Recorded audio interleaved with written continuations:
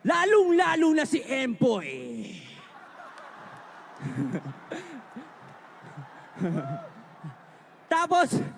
Tapos siya pa pinag-mid.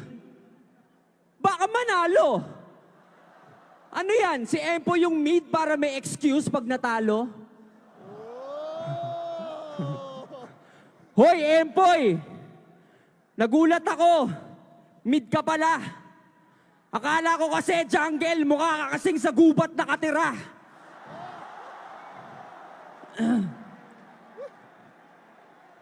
Hindi ka, asa ka pang manalo sa mid. Mulat ang aking mata. Kahit walang ward ang mapa, Tonyo, kita kita. At nakikita ko rin yung future. Bale, lugi na yung mid. So si Kausep nag-gank. Sabi niya kay Empoy, come on, let's kill mid, bro. Use your stun. Eh di pasok si Kausep. Kaso walang follow-up si Empoy. Nag-farm lang ng minion sa tabi. Alam niyo kung bakit? Hindi niya pala naintindihan si Kausep. English kasi. At dumako naman tayo dito naman tayo sa bottom lane. Mikael at Megan, laban kay Ashley at Sinio. Medyo passive ang lane, puro farm nangyayari dito. Kaya partner, pag-usapan naman natin kung ano dapat ang first item ni... Teka. Forward si Sinio, mukhang itatry niyang mag-hook, kaso hindi tumama. Pero si Ashley, nag-flash in. Agik, anong ginagawa mo? Instant stun coming in from Mikael with the auto-attack plus ignite follow-up from Megan. Si Sinio tinry pa mag-heal pero wala na, finish na. Naging abo na si Ash. 11-0 na ang score in favor of Team Sapphire. At syempre yung 10 deaths doon, galing kay Empoy. Hindi, pero Empoy, okay lang yan. Kahit mag-feed ka sa kalaban. Kasi yung mga pamimigay mo na kill, ipang-feed sa kagubatan. Kasi di ba, 1 kill, kada 1 kill, 1,000. O Empoy, may dahilan ka na mamaya sa newsfeed pagtapos ng laban. Time. Tap. Mas malaki daw yung mata ni Kausep. Totoo naman yon. Alam niyo kung bakit ganun kalaki? Kasi source mo yun. Source niya yun. At si Kausep mas the best. Kaya sa banlag, kasi gusto niyang pagsabayin yung pagtingin sa west tsaka sa east. Tapos nagtataka ka pa. Bakit daw si Empo yung mid? Tinatanong nito. Alam mo ba't siya ginawang mid? Kasi magkalaro lang naman kayo. Tapos si Baste, gusto mo i-disco? Wala yun. Gusto mo suntukan eh. Sila ni Eruption.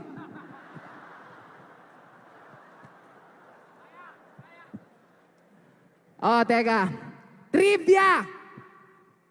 Alam nyo ba na si Shehyee galit sa mga taga-Korea? Kasi magmula nung nauso yung OPA na pagkamala niyang hand sign ng yoga. Di ba nakakaloka? Kasi dati na kitang pinulbos.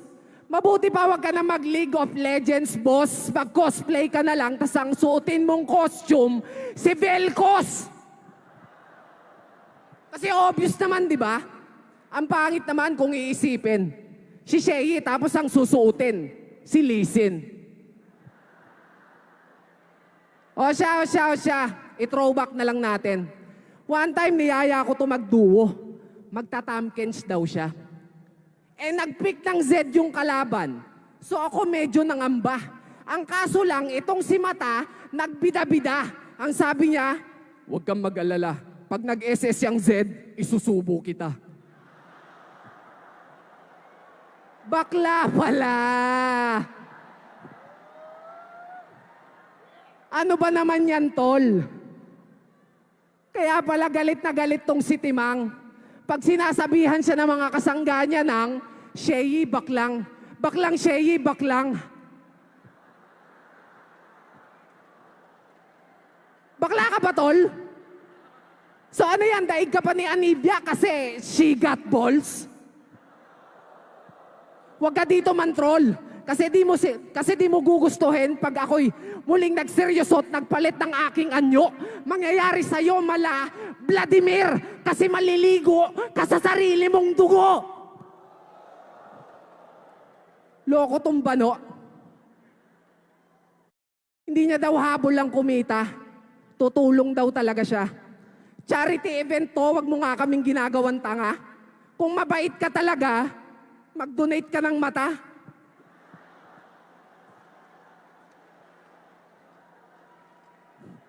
Kasi kitang-kita naman namin. Nakita lang ang nakita mo, kaya ka nagpakita dito. Kita nyo na. Ngayon, makikita nyo na. Ang tunay niya na kulay. Nagsisinungaling pa kahit yung ebidensya antibay. Sa dito pwede, pero sa League of Legends, di ka makakapag-deny. Kaya bago ko pa tutuluyang mapatay, may lilinawin lang ako. Gusto ko lang sabihin na mas pogi ako kesa sa support nyo.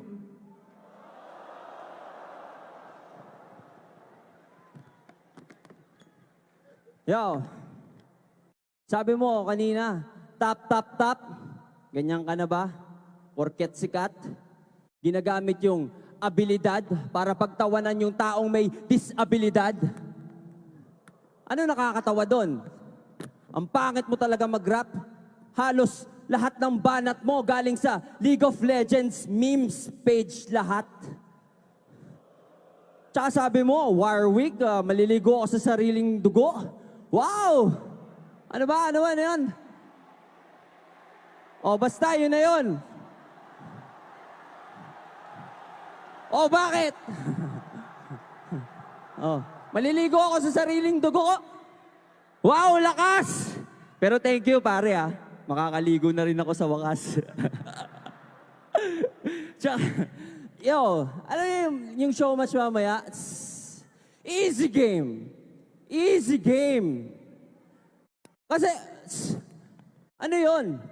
Pare, malakas si Kausep.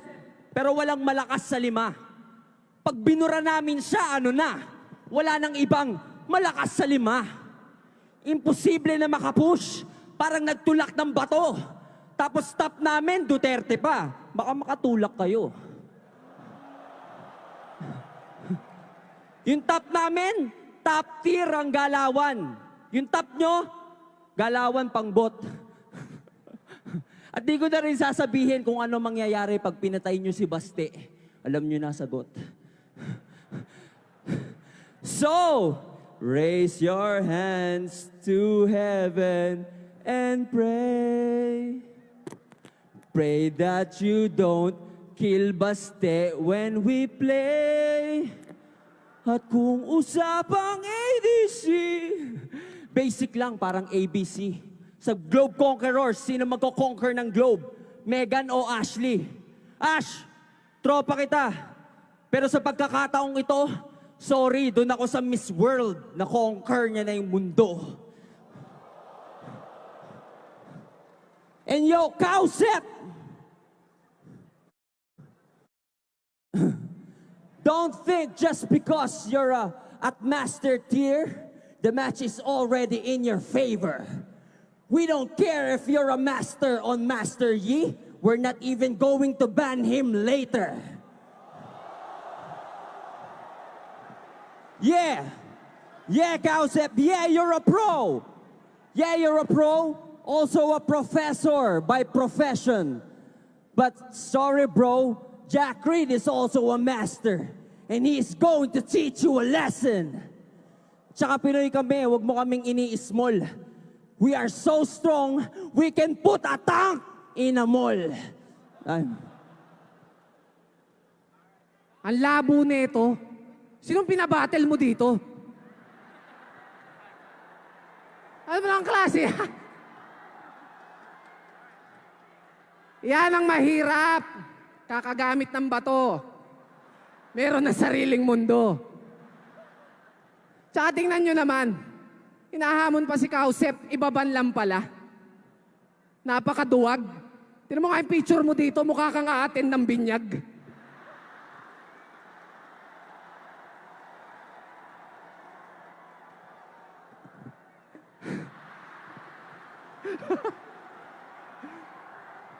Ano nangyari? Yeah. Malamang sa paningin ni Ann, hero ka niya. Oo, totoo. Isa kang hero sa kanyang mga mata. Pero alam mo kung sino ka? Ikaw si Garen. Kasi pinapaikot ka lang niya. Aba, nawalan pa ng gana. Laging si Baste ang pinupunan niya kanina. Anong nakakamangha? Anong nakakatakot kay Baste? Nang Itbulaga.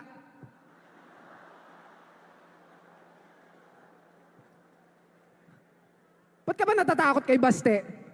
Dahil sa tatay niya? Diyos ko, mas matakot ka sa tatay ko. Di mo kilala yon. Pero kilala ka niya. Wala daw magagawa yung isang malakas sa 5. Walang magagawa yung 5 kung puro tanga.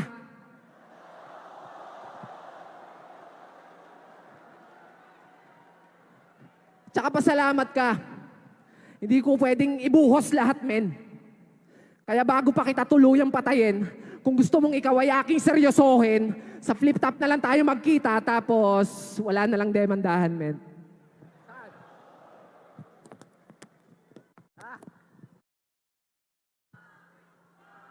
Okay. Okay na. Okay. Oh. Ano daw? 1 week? Warwick ha. Warwick. Okay.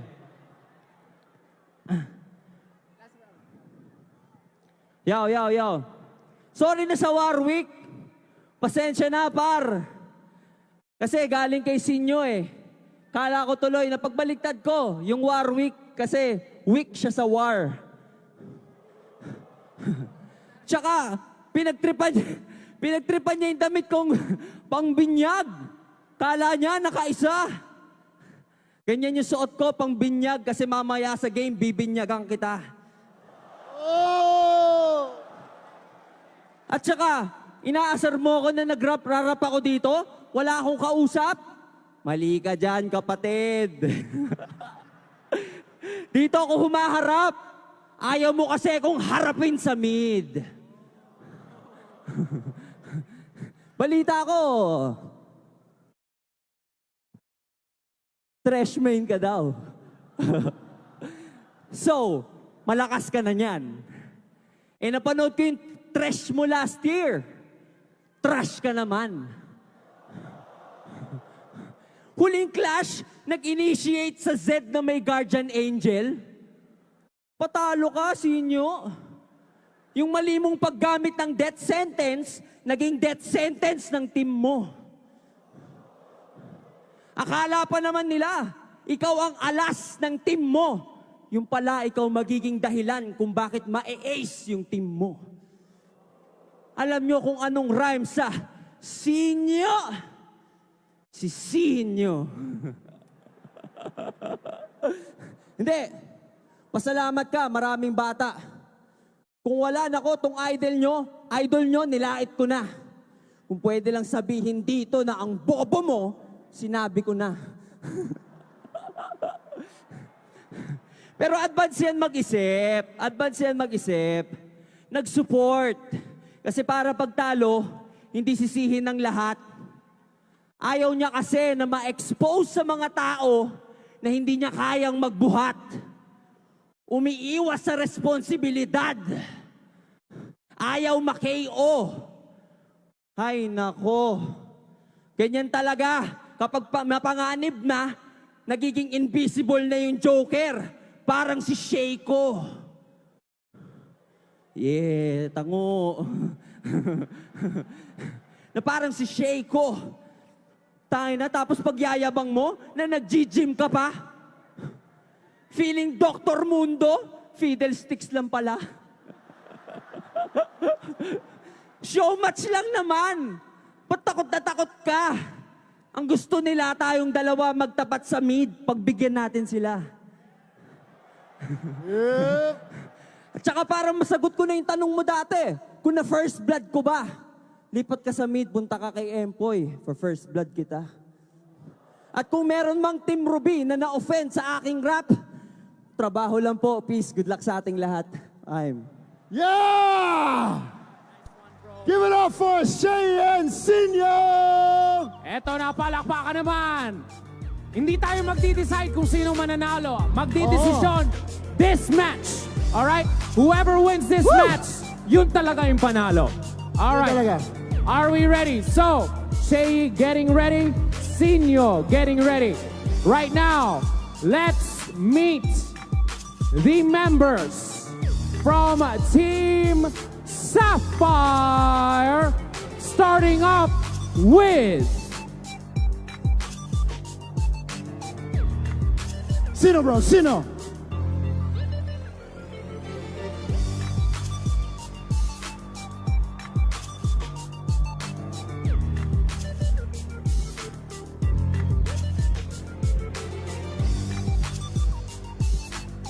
the first player for Team Sapphire. Here we go.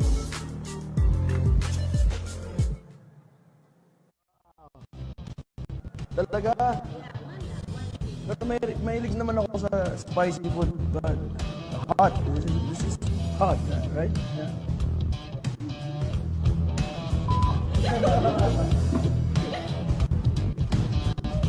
That's okay.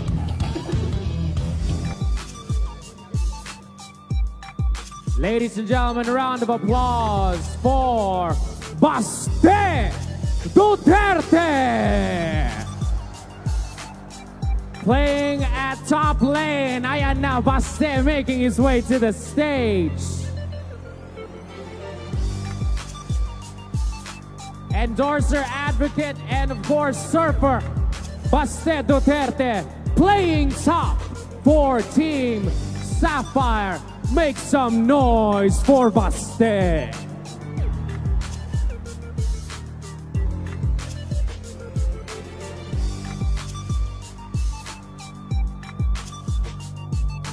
Up next, ladies and gentlemen, last year's Celebrity Showmatch 2 MVP, your jungler for Team Sapphire.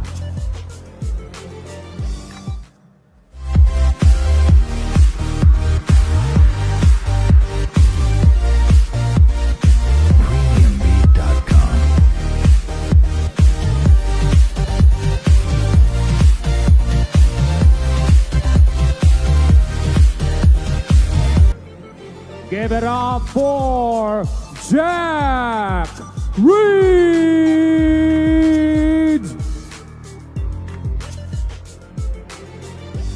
Jack Reed making his way, MVP from last year's Showmatch, playing jungler. Good luck, stellar performance. He's gonna be going head-to-head against Cowsep. Let's see what Jack Reed has in store. Make some noise for Jack.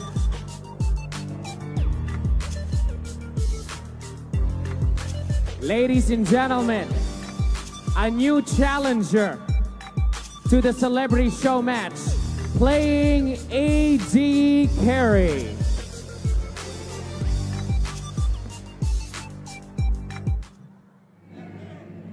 Philippines.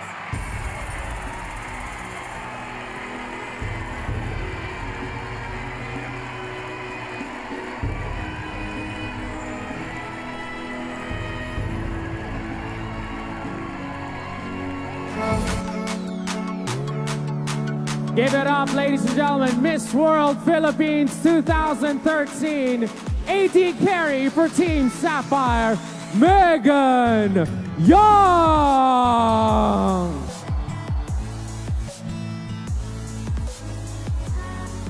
There she is. Eruption, you Wala akong masasabi, bro. Miss World Philippines Diba? playing AD Carry I can't believe it. for League. I can't believe it. She represented the country, and now she's going to be representing Team Sapphire. Guys, welcome Megan Young. Here we go. O, di ba, yung stance niya pa lang. Di ba? Miss World talaga. Beautiful eh. Beautiful. Iba talaga yung technique. Hindi ko kaya yung ganung kadiretso. Hindi talaga eh. Alright. Megan has support behind her, ladies and gentlemen. And he's also a new challenger to the Celebrity Showmatch. Playing support, the last team member for Team Sapphire.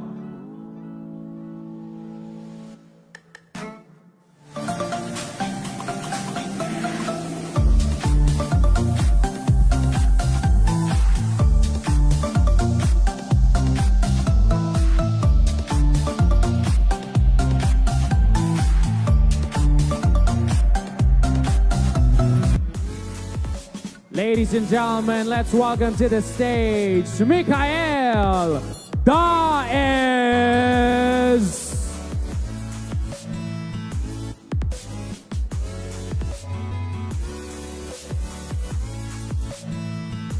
Right. Here he is, Mikael's first time right here playing, and he's very excited to be playing support for Team Sapphire. Right here at the center, sir. There you go. Give a round of applause for Mikael Daes. And that is your Team Sapphire. All right, Team Sapphire, good luck sa inyo. Siyempre, but everyone's been waiting for this moment. For Team Ruby!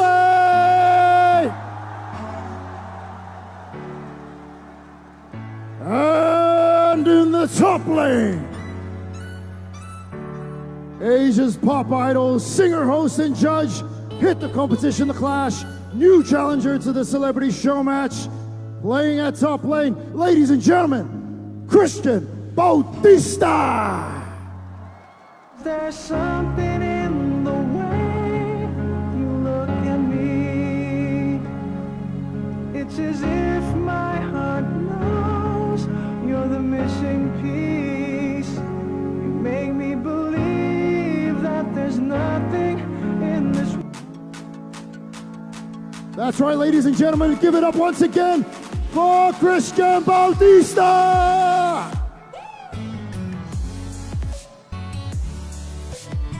Right, there you go.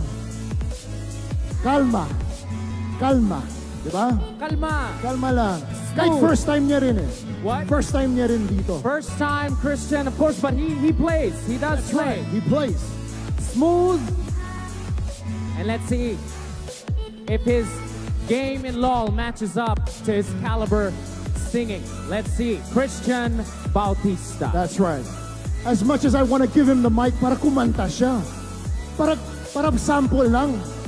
Mamaya. O gusto niyo nag-sample? Mamaya. Okay? On to the next one. We all know who he is. Streamer and Master Yi extraordinaire. Flew in all the way from South Korea. And he's a new challenger to the Celebrity Showmatch, playing the jungle. Ladies and gentlemen, Kosher! All right, time to get a free kill. Silver, baby. Silver, baby. Watch this shit. Boink! Nice flash. Boink! Ah! I love silver. Let's go. Let's go, baby. Let's go. All right. What's up, baby? Whoop! No flash and moo-moo. Let's go. That's right, once again, everyone, summoners, give it up for Kosher!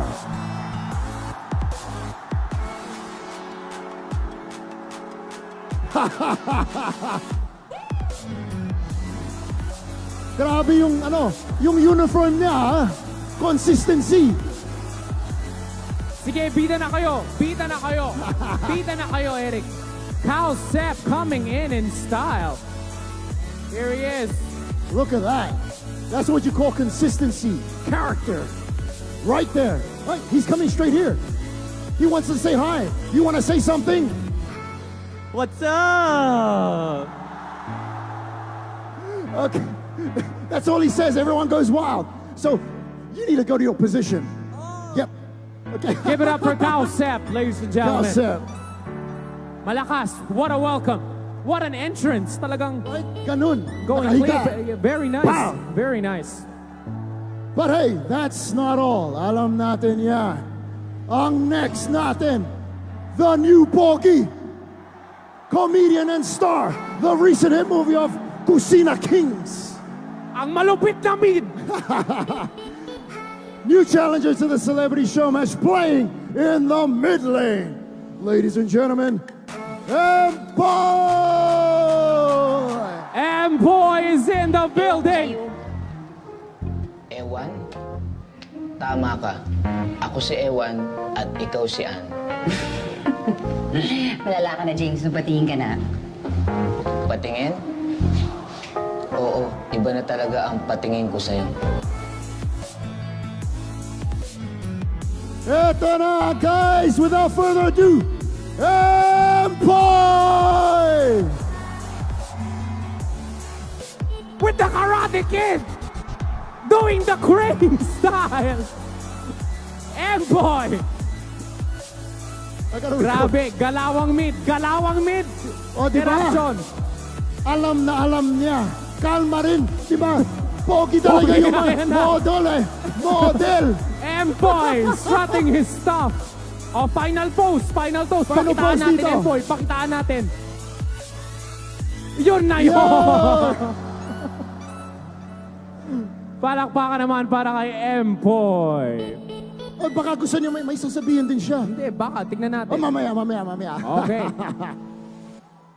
There you go, Emboy Marquez. Okay. Alam na, this is the last player. Mother of Ashley's Wolfpack, musician, model, gamer, streamer, and cosplayer. Returning as AD carry for Team Ruby from Celebrity Showmatch 1 and 2. Ladies and gentlemen, summoners, Ashley Gazanfiao! You got that James Dean daydream look in your eye, and I got that red lip classic thing that you like, and then we go crashing down. We come back every time, 'cause we never go out of. This is it. Let's bring her out, Ashley!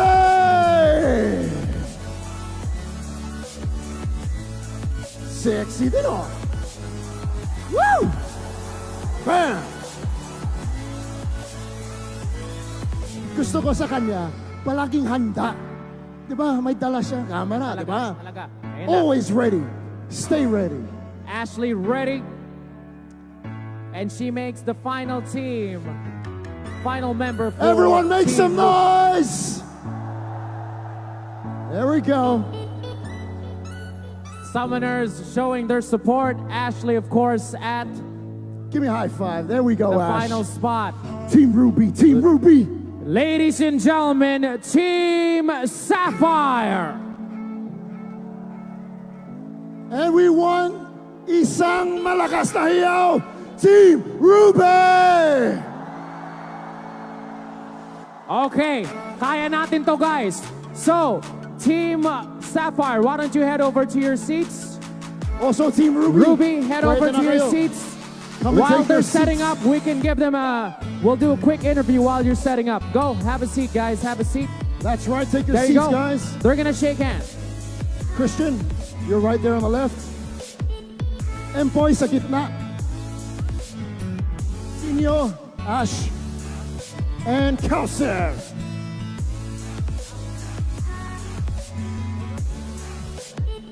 Team Ruby and Team Sapphire, you guys take your positions here. Right here, Baste. Jack. We also have Shehyee, Megan, and Mikal. Baste. Habang, just a few questions. Malakas. For Team Ruby, you can see that the crowd is cheering very loudly. Does that make you nervous? No, not at all. Not at all. I like that. Question. In everyone's minds right now, we know Cowcep's champion is Yi. Are you guys gonna ban Yi? Oh, no doubt. What do you got to say, Cowcep? What do you got to say? Ask Cowcep. Yeah. Don't be scared. It's for charity. It's... I like that. I like that. Teka Don't be lang. scared. Huwag kang matakot. Charity lang to. Scared. Don't be scared. Are we scared? And are we gonna ban Yi? Patay tayo dyan. Of course not. We're not gonna ban Yi. We're not gonna ban. We're not gonna ban Yi. Wow, we're gonna confident. let you have Yi so that we know that we're gonna beat you fair on the same level. Hey, I like that. They're confident, ha? Hindi sila natatakot.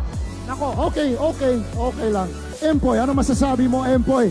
First time mo dito. Siyempre, alam namin professional ka na dito sa LOL. Ito na, Ano Empoy. masasabi mo sa mga fans mo na nanonood ngayon? Sound check. Yes, sound check.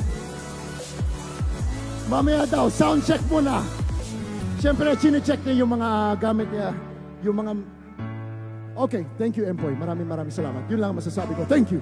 Jack, really quick. You're setting up right now. You're feeling your heroes out. How do you feel being matched against Cowcep? How do you feel about that? It's okay. But like, I think our team has better cohesion, so I'm pretty sure we're gonna win. Pretty sure we're gonna win. You're pretty sure you're gonna win. All right, make some noise for Jack, MVP for last year. Good luck. Shehyee, ano yung strategy natin para kalabanin si Empoy sa mid? Kailangan lang namin patayin si Cowcep, tas okay na. Okay na.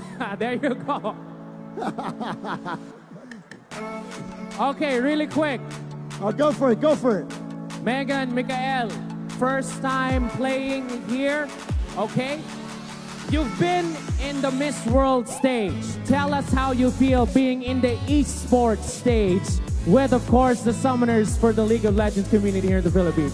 Mas challenging yata ang esports. But I give it hands up to everybody that plays games. Hindi siya madali, so props to you guys. Props to you guys, all right, from Megan, very nice. Oh, wait lang. Do you support Megan better in real life, or will you think you can support her better in game? Hindi ako sigurado. Sabi ni Cowcep, abangan daw namin siya sa bottom eh. Abangan sa bottom, really interesting. All right, but how do you feel for Team Sapphire overall? Anong feelings natin? I'm excited. Tara, game.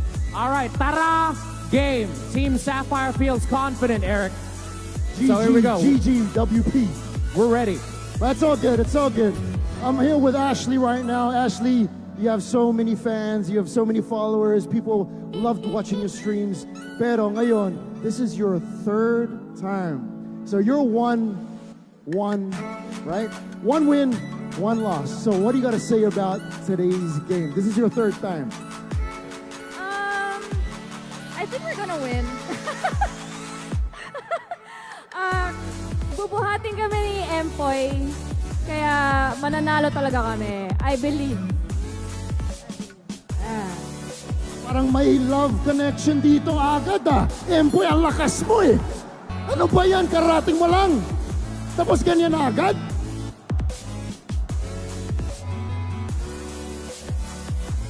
Yung reaction niya sa'yo, parang meron kang magnet sa mga babae. Ano ba? I just focus in the game. I love you, Raption. Bye. Bye. All right, good luck sa inyo. Okay, let's go down here. Inayos pa. Okay, Cowcep. Oh, you have so many fans, bro. I gotta tell you that. Everyone loves watching your streams in other way, especially in Korea. You know, being based in Korea. How excited are you feeling about being here in the Philippines and playing in front of an electrifying crowd? See?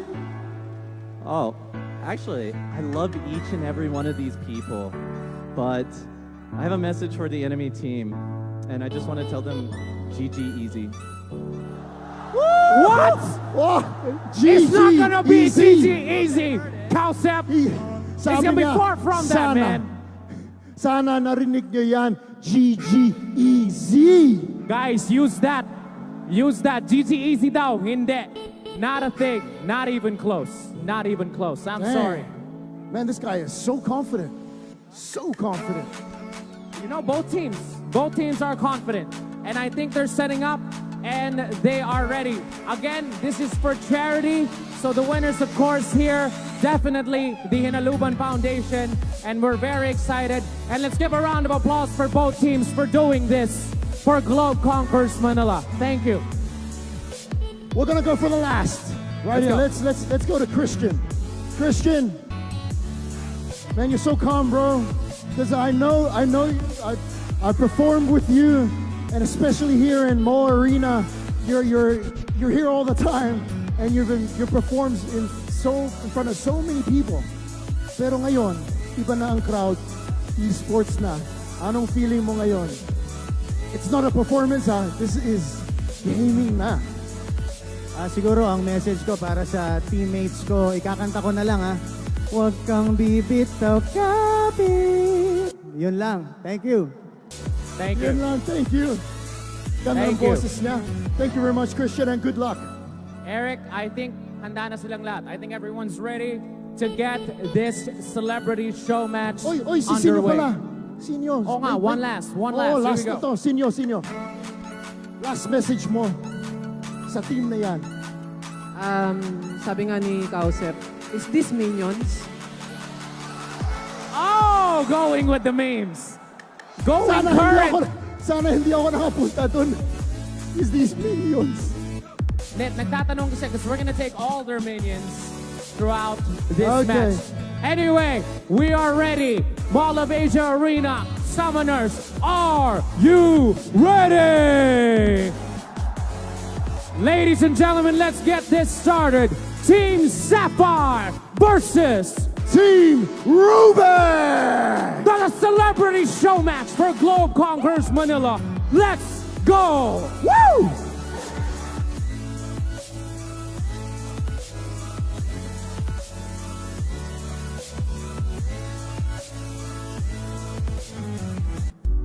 And there we go. Welcome, ladies and gentlemen, dito sa ating celebrity show match live na live sa MOA Arena. Kami ang magiging casters nyo. Surprise, surprise. Ako si Arctic at syempre kasama ko ngayon si Chisto. Yan, syempre Arctic, mainit itong labanan to. Simula pa lang sa rap battle ni Shehyee at ni Sinio, talagang nararamdaman ko na yung competition dito sa Team Ruby at Team Sapphire. Pero matanong nga kita, Chisto. Sino suportahan mo dito? Ako, pagkatapos ko marinig yung bars neto ni Shehyee, talagang napabias ako dito sa Team Sapphire. Sapphire? Sure ka ba dyan? Di ba sa Ruby? Alam ko naman na ano eh. Ruby naman talaga ako. Ruby ka naman talaga. Di mo ba nakita yung meme ni Kausep? Are these minions? Kaso, sa kanila kakapapit. Pag si Kausep lang yung magaling na League of Legends is a team game, Arctic, bilang isang analyst na mas superior, masasabi ko na talagang team game itong League of Legends na kailangan 5 kayo marunong. Hindi lang yung pwedeng si Kausep lang. Plus, yung main champion niya, Master Yi, pambatang champion yun eh. Ganun. Okay, sige, tingnan natin ha. Pero mamaya, pag kayo natalo. Hindi ko naman sila kakampi, nakabias lang ako sa kanila. Okay, sige, fine. But, ayun na ladies and gentlemen, itong celebrity show match natin ngayon in benefit of the Hinaluban Foundation. Of course, a great effort to help with the rainforest down sa Mindanao. Ang ganda ng effort nila, which is why napili ng Garena at saka ng Globe itong foundation na to. It's gonna go to great cause. Quick recap ulit sa ating audience kung ano ang magiging benefit dito ng celebrity show match. For every champion kill, 1K. For every dragon slay ng ating teams, 5K. And of course, for every baron take, 10K. Yan, malaki-laki yung magiging donation nito si charity. So hopefully matagal yung game, no? Para maka-4, 5 baron tayo. Parang nag-uusap nga kami ng Team Ruby sa group chat in preparation dito. Tapos sinasabi nga ni Sinio na siguro pag mga naka 5 million, doon na nila mga 534 million, doon na stop yung celebrity show match. Na hindi matatapos ng Team Sapphire game bago umabot yung Team Ruby doon? Eh di wow. Okay. Wala na, finish na guys. Yes, pero let's go ahead and check out our celebrities right here. Mukhang nagda-double check na lang sila ng kanilang accounts and we're just waiting to load up into the game. So quick recap nga ng ating mga celebrities na nasa ref ngayon para sa Team Sapphire. In the top lane, we have Baste. In the jungle, we have ano ba yung memory ko? Nagkaka-memory gap na ako. Paano mo makakalimutan actually nakalimutan ko yung Jack jungler. Reid. Jack Reid. In the mid lane, of course, we have Shehyee. And of course, for our duo bot lane, duo bot goals, ika nga, sabi sa ating League of Legends Philippines page, si Megan tsaka Mikael, young and Dice. And of course, para naman sa Team Ruby, of course, in the top lane, we have Christian Bautista in the jungle. Of course, we have Cowsep. Welcome to the Philippines, my man in the mid lane. We have Empoy Marquez, the new Pogi. And para sa naman sa ating bot lane, we have Ashley and Sinio. Very classic mula sa ating Celebrity Showmatch 2. Sila ang duo last time, kaya sila ulit ang magsasama ngayon sa Showmatch na to. And alam mo, Arctic, nung pumasok yung players na itong bias, yung bet mo dito sa game na to, yung Team Ruby, talagang sobrang laki ng pop-off ng crowd. Talagang dun sila umingay eh. So, I'm feeling na dun din sila nag-favor sa Team Ruby. Alam mo naman, yung crowd natin, they see talent. Si Cowsep lang nakikita nila. No. Narinig mo yung cheers ni Cowsep, ni Empoy, yun. Pero dahil ba sa League of Legends yung cheers na yun? Oo. For sure. Parang may hesitation ka sa pagsabi mo ng oo doon, Arctic. Pero... No. 100% confident. So, kaway-kaway sa mga ating mga audience na nakakita ngayon sa ating live camera at the event. That's not a bad Nar cosplay. Yeah. I really like, ang ganda ng mga cosplay ngayon ha. Yung mga May wandering nakita ko rin ng Zoe. Yes, ganda. yung Zoe na may ilaw yung buhok. Ganda dun, sobrang 11 out of 10 effort. Yeah. Yes. So, ayun, sa mga magulang na nanonood ngayon, baka nandito yung anak nyo, hindi nagpaalam para sa Globe Conquerors Manila. Ayan na nga po, pag uwi, patay tayo dyan. Alam mo, di ko sila masisisi kung di sila nagpaalam eh. Bakit? Kasi sobrang enjoy ng event na to. Oo. Di mo kailangan magpaalam. Oy! Nice! Pinoy Cowsep. Solid Cowsep yan, PH. Yes. Dalawa pa sila, couple goals. Oh! Couple goals pa yan. Nakangiti pa rin sila, so feeling ko couple goals nga yan. Nakakatuwa ngayon, dami ko nakitang nakaka-1C dito sa ating event. So talagang andun yung suporta para sa ating international visitor dito sa Celebrity Showmatch. So yan, kaway-kaway mga kaibigan. Alam mo, Chisto, tingin mo, pag mga casters ang sinalang dito. Ha? Sa Celebrity Showmatch? Oo. Tingnan mo kaya, kamusta tayo dyan? Tayo. Feeling ko, okay yun, pre. Gusto kita. Solid nun. Gusto ko yan. Mag-enjoy lang tayo dito sa Moa Arena. Pero feeling ko pag tayo casters pinasok dyan, tapos kunyari magkalaban tayo, syempre dun ako sa team ko. Malamang! Syempre dun ako magbebet sa team ko na mananalo. Okay. Alam naman na hindi. Yeah. For sure. Okay. So, kamusta nga ba yung mga celebrities natin dito? Okay, nakita ko na, nasa costume room na sila. So, maya-maya, magsa-start na tayo. Sinabi nga ng Team Sapphire kanina, wala silang balak whatsoever ibantong Master Yi. Ano kaya yung hinanda nila dito? Pantapat, pang-cancel. Teka lang, tropa ko yung mga nasa road no, yung mga tumuturo sa stage. Tropa ko yung shoutout sa mga tropa ko. Ayan, shoutout din.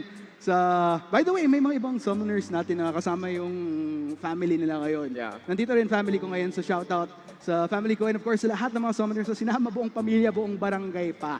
Diyos ko. That's a happy thing na mapapanood ka ng pamilya mo. Yeah, it's a goals. Yeah. Hashtag goals yan. Yeah. So, atat na ako makapasok sa showmatch natin. Yan! Ayan na nga sinasabi natin. Ano kaya yan, Arctic? Ano kaya yan? Teka, ano yan? Bakit ka may dalang kumot? Oh, yan. Star Guardian, Soraka, tsaka Ezreal. Pwede. Pero ano pa rin ako? Ezlux.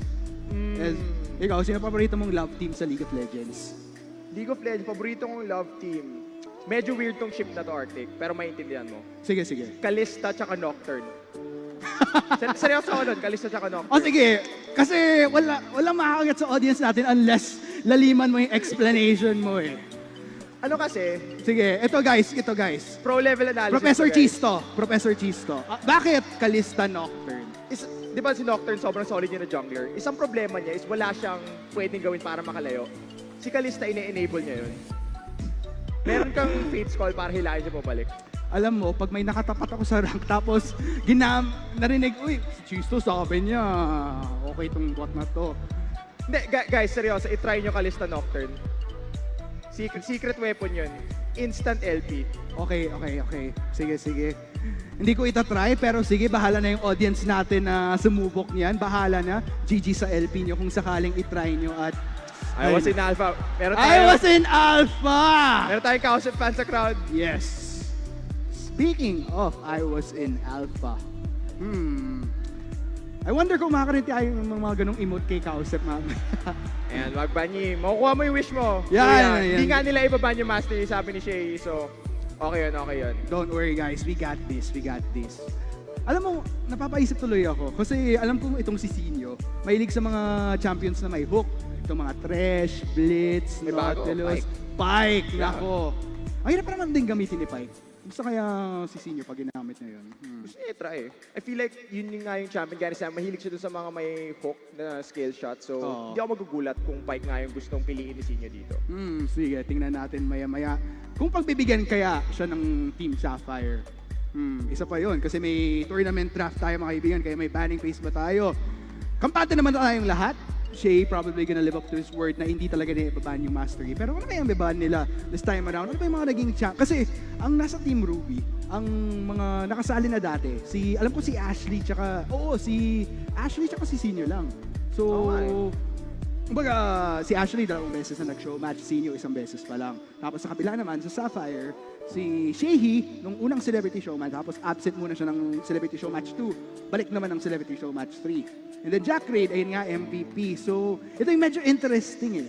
Di ba si Jack Raid MVP last year, tapos umabot siya ng Master. Kumusta kaya kapag nakatapat niya si Kausep? Alam mo, hindi ko rin malalaman for sure pag nakita na natin sa Summer Restricted. Pero, hindi ko pwede naman. Kaya naman ni Jack Raid etong si Kausep. Okay. Sige, tingnan natin. Sapphire Gold. Sapphire bias. Sige. So, kumusta na sila dyan? Sinisilip ba natin kung... sinisilip. Nag-settings pa. Nag-stalker ako. Stalker mode. Nag-settings pa sila. Siyempre gusto nila komportable yung celebs natin. Siyempre naman. Wala naman na... Kumbaga part yan ng kahit sa pro gaming na magsa-settings muna bago mag-game. Wala naman na magpo-pause kayo kung kailan game na talaga, di ba? So, yun ang... Tama lang. Welcome ulit sa lahat ng mga tumutok ngayon. Itong Celebrity Showmatch 3 in benefit of the Hiniliban Foundation. Of course, quick recap, 1,000 per champion kill. 5K for every dragon kill at syempre 10K naman para sa isang baron. Ano nga ba yung binanggit mong goal kanina ng Team Ruby? 5 million ba yun? Hindi, ano pa nga mas mataas pa nga 42 million pa nga ata eh. Sino nagsabi ng 42 million? Sinio nagsabi 42 million. Naniwala ka naman? Ilang gabi? Isipin mo ilang baron kailangan lang patayin para makuha yun. Mag-overnight tayo dito. Hindi mo ba alam na book na itong MOA Arena mga 2 buwan na? Mga 2 months straight para... Yun, 42 million maabot na natin yun. Ganun kahaba yung game, no? Yes, ganun kahaba. Kailangan 42 million. Antayin mag-spawn yung Baron. Bahala na kung sino kumuha. Tapos hindi sila magpupush ng tower, pero Baron lang talaga.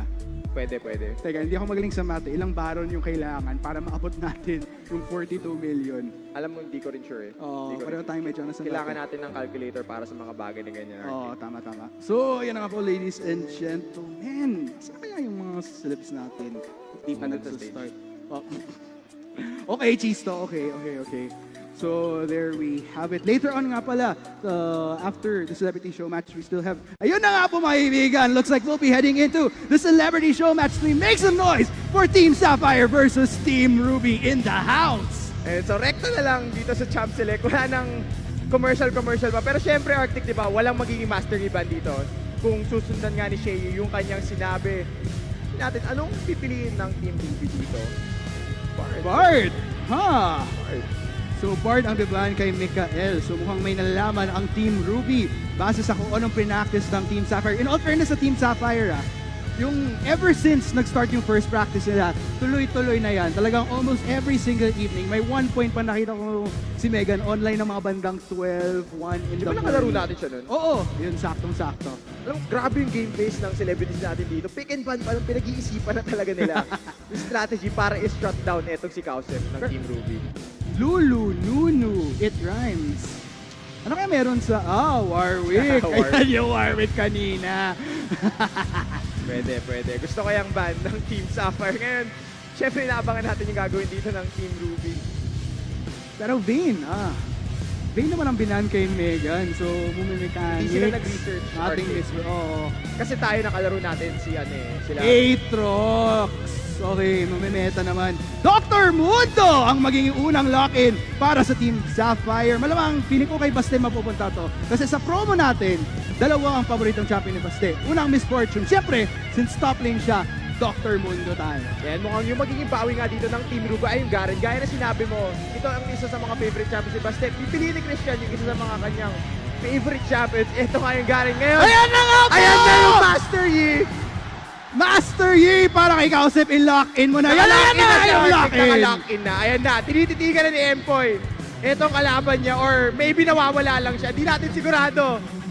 Ano ay pipiliin ni Jacqueline dito? Pantapat sa Master Yi neto ni Kausep. Dami niyang hinahover na Jacqueline. Oh! Will be the Kha'Zix. Kha'Zix is back para kay Jack Green ngayon. Alahanin nyo. Kung di ako nagkamali. Grabe, Art. Pampatayan talaga. Itong bilang champion ng Team Sapphire. Ito yung pang shutdown nila kay Kausep eh. Yes. Papatayin lang nila kagad itong Master Yi. Hindi na nila hayaan pa na... Whoa! Ziggs! Ziggs. Lakin na. Ito pa talaga gustong dalhin ni Empoy laban kay Shehyee. Feeling ko, tingnan mo yung ngiti ni Ziggs, saktong-sakto kay Empoy. So sinasabi mo kamukha ni Empoy? Hindi, yung ngiti. Feeling ko dapat pinapakita na sa player cam si Empoy na nakangiti para maikumpara natin kay Ziggs. Sige, tingnan natin. Second ban na mangyagaling sa Team Ruby, Caitlyn. So, focus ulit kay Megan. Hindi naman niya kamukha si Ziggs eh. Hindi kasi seryoso siya. Huwag mo i-store point, man. Siguro kung hindi nakangiti ng ganyan si Ziggs, pwede siguro. Meanwhile, Morgana gonna be the next ban coming in from Team Sapphire. So, pero surprise ako, hindi mga Cook Champions ni Sinio ang binaban dito. Velcos! Okay. Mukhang pipiliin na lang ng iba itong Velcos. Ngayon, may kita kaya natin yung Zyra Khan. Galing kay Megan sa Mikael. Diba? Duo bot goals nga naman. Pero tingnan natin, Tom Kench naman. Ayoko nang ulitin, pero naalala ko nga yung nangyari kanina sa rap battle natin. Jinx naman. Alam mo, malungkot nga ako na wala yung Tom Kench. Ang ganda nung bar ni... Oo nga eh. Huwag mo nang ulitin. Huwag mo nang ulitin. Hindi ko na pwedeng ulitin eh. Baka ito na ang maging huling cast mo. Hindi ka na magka-cast. Sa kanila na lang yun. Oo, sila yung professional sa mga bagay na gano'n. Pero Miss Fortune gonna be locked in here. Para kay Megan. Alam mo, itong Team Sapphire, pinag-iisipan talaga nila Arctic kung paano i-shutdown netong si Kausep eh. Si Master Yi. Pwede siyang i-fear na itong Fader 6. Point and click yan. Sobrang dali para sa Team Sapphire. Lalayo lang agad. Pinag-usapan natin yung Pike ni Sinio. Ang dalawang champion na ay yung Pike at Newton. We've been a Pike for the last pick here ng Team Ruby. Patayan ang galaw netong bot lane ng Team Ruby. Lumevel up na si Kuya Sinio natin dati, Thresh. Pike naman tayo ngayon. Siyempre, doon ka makikiuso sa pinakabagong champion. Oo. At balita ko talagang pinapractice nito para sa showmatch. Mukhang, kasi unfortunately, natalo sila nung previous showmatch natin. Mukhang gusto niyang lumesback at bumawi itong Team Ruby ngayon. Pero, mangyayari kaya nga ba? Mukhang ito na nga ang magiging composition ng Team Sapphire at Team Ruby. Reviewin natin yung comps na magkaparehong side. Ikaw na sa Team Sapphire, G-Stock. Alam mo, Team Sapphire Arctic, gusto ko talaga, since lahat ito, signature picks nila. Comfort ang laro ng Team Sapphire. Lalo naman sa Team Ruby, tingnan mo nga naman. Partida yan, Arctic. Partida yung binigay namin yung Okay. Sige. Magsisisihan nyo yan. So yan na nga, countdown is over. Looks like we'll be heading into the Rift in just a bit. Okay. So, with that said, ladies and gentlemen, sige, let's ask the audience ulit kung sino ang sinusuportahan ni Reyno. Tawagin mo yung mga supporters ng Team Sapphire. Team Sapphire, magingay kayo! No? Wala Team Sapphire. Nope. Ikaw, feeling ko ikaw dapat nagtatawag. Sige. Para naman sa Team Ruby, make some noise! Wala, masyadong malakas ang hatak mo, Arctic. Ayaw sa'yo, Cheese. Ayaw sa akin. Tingnan mo. So there you have it, guys. Team Ruby, Team Sapphire heading in para sa Celebrity Show Match 3. Are we gonna be heading into the Rift? Ayun, nakikita mo na, Gisto. Mukhang they're on Summoner's Rift. May pause ba? Mukhang wala namang pause. So looks like meron eh. Meron ba? Ayun, pause muna. So last minute settings para sa mga players natin dito. Kailangan kaya nila ng help ng coach natin. Meron pa sila coaches? Alam ko, di ba coach? Yes! Si Coach Kenny V. Shoutout kay Coach Kenny V na tumulong sa ating mga celebrities natin. Both teams. Both teams. So isa lang yung coach ng parehas na team? Yes. Walang kabayas-bias, men. Parang medyo unfair yun. Pero ito na nga, guys. Yes, let's head on to the rift. Ladies and gentlemen, make some noise para sa Celebrity Show Match 3. It is Team Ruby versus Team Sapphire. Sino kaya magwawagi dito? Let's head on to the rift to find out right now. Up. Teka lang, chill muna. Pause muna tayo. Abangan sa susunod na kabanata ng Celebrity Show Match. Sakto lang, sakto lang. Yes. Okay, Sakto. wait muna tayo guys. So mukhang nagka-quick settings muna. Mga players natin. Game na ba sila? Yes. Pause pa rin sila. Pause muna. Checking muna tayo.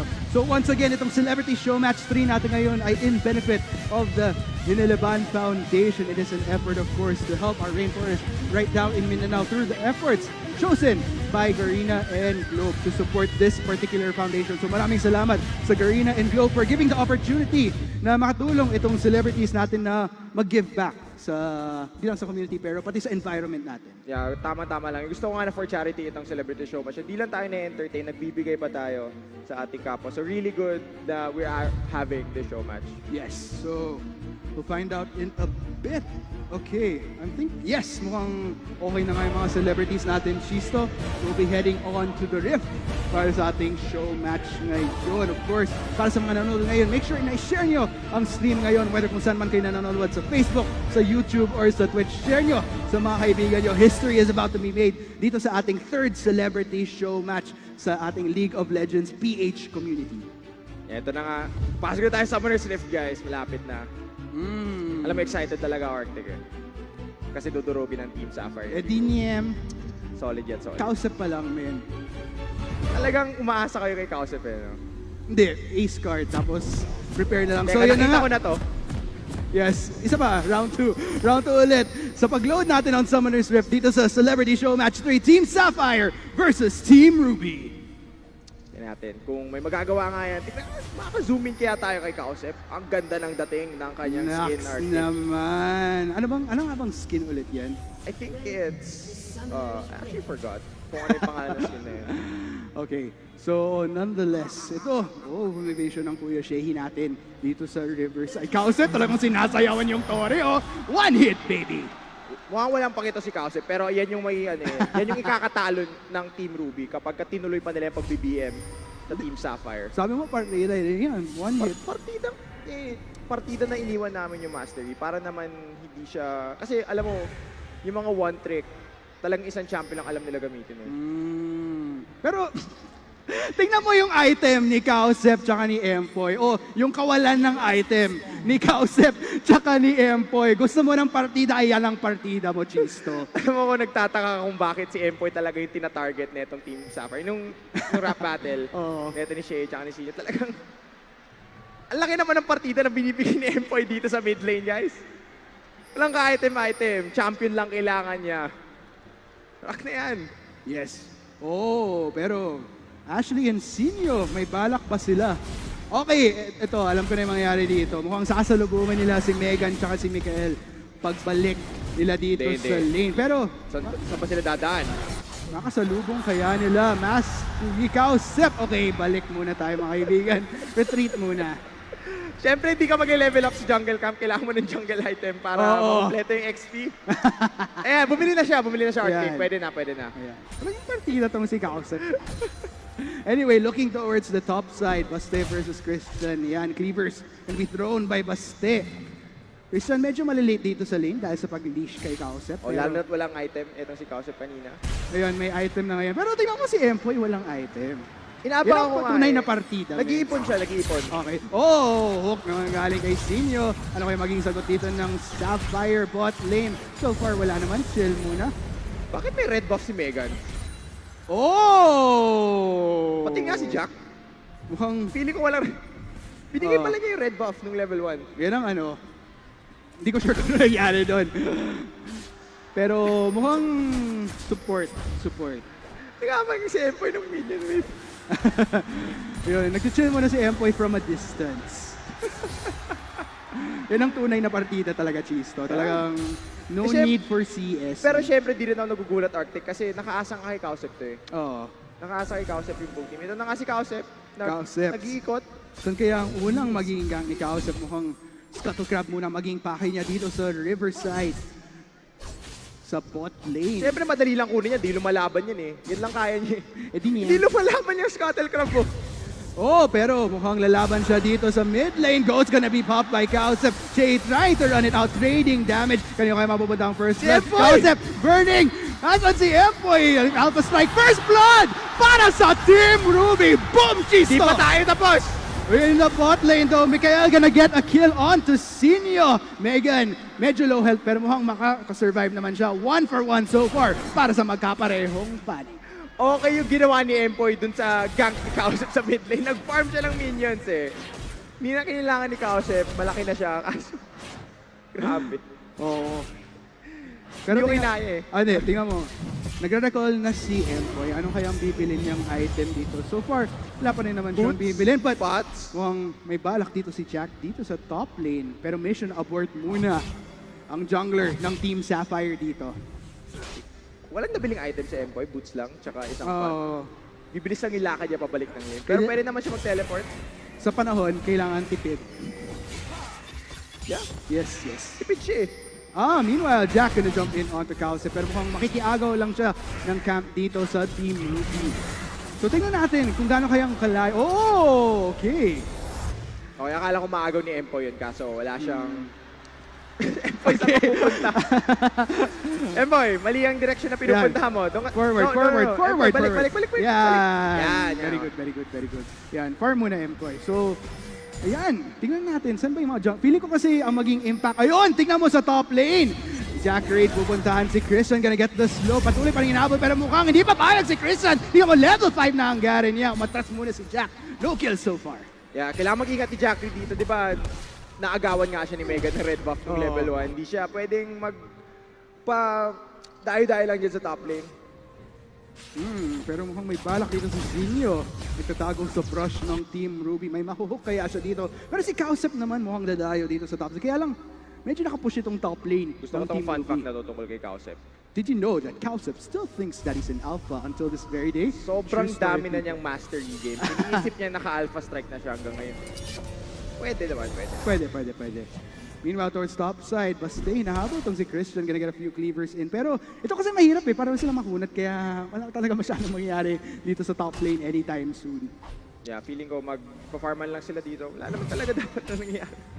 Yung mid lane talaga gusto kong balikan. Ano ba nangyayari dito sa mid lane natin? So, 29 to 8 CS in favor of Kuya Shehyee natin. Nagugulat pa tayo, Arctic, na ganito yung difference. Pero may bakbakan na nangyari dito sa top side. Christian Bautista, level 5 pa rin. Pero tingnan mo yung damage na natamo ni Baste doon. Alam mo, dapat nag-iingat si Baste sa matchup na yun. Siyempre, Garen to kapag nag-level 6, kaya niyang dakdakan yung Dr. Mundo. Basta mapababa niya yung HP. Kausep do. Kausep. Gonna go. Hindi, medyo naka-push in ang lane ng Team Ruby. Pero mukhang Scuttle Crab ang habol niya dito sa Riverside. Siyempre, yan lang naman di kaya niya. Di lumalaban yung Scuttle Crab. Hindi na talaga kaya puntahan ni Kausep dito. Investment niya. Pero tingnan mo kung gano'n nang kalayo yung diferensya ng level. Kausep, dahil nagpo-focus siya sa farm. 4 versus yung 5 ni Kausep. At yung mga solo dragon pa. Nasasama ni Sinio. Alam ba yan ang Team Sapphire? Feeling ko hindi na nila pupuntahan ay yung objective niya. Walang vision ang Team Sapphire dito sa Riverside. Kaya mukhang magiging free Dragon Take ito para sa Team Ruby. Alam mo, Arctic, inaabangan ko talaga yung gagawin ng Team Sapphire. Feeling ko meron silang malaking play na inaabangan lang na gawin eh. Yung tipong pang-shutdown talaga dito kay Kausep. Meanwhile, Jack gonna be clearing out camps here dito sa top side. Ang Sapphire, nag-aabang pa rin talaga ako ng magiging gank naman ni Jack dito. So far, nakita natin yung kaninang gank ni Kausep. Kailan kaya si Jack? Alam mo yung feeling na nag-warm up pa sila? Lalo na karamihan sa kanila naglalaro first time dito sa celebrity showmatch natin. So, sinasanay pa nila. Nag-warm up pa nga. Ano na si Empoy? May item na siya, may blasting one na. Yes! Nakapag-shopping siya. Tingnan mo. Yan kasi nagtitipid siya. Kaya pagbalik, blasting one agad. So yan, magpo-push in. Empoy, nag-chill lang. Yun lang naman ginagawa niya.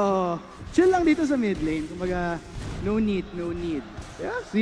Si Kausep na bahala sa kanya. Si Kausep naman talaga bahala sa buong Team Ruby, pero si Shehyee, surprisingly, hindi pa rin niya napapatay etong si Empoy sa mid lane.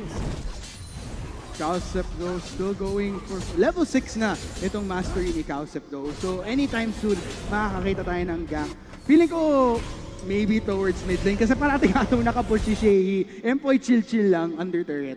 Kasi isipin mo, kapag nag-gank ng mid lane, etong si Kausep, hindi siya tutulungan ni Empoy. Pag naulit na naman yung nangyari earlier, so...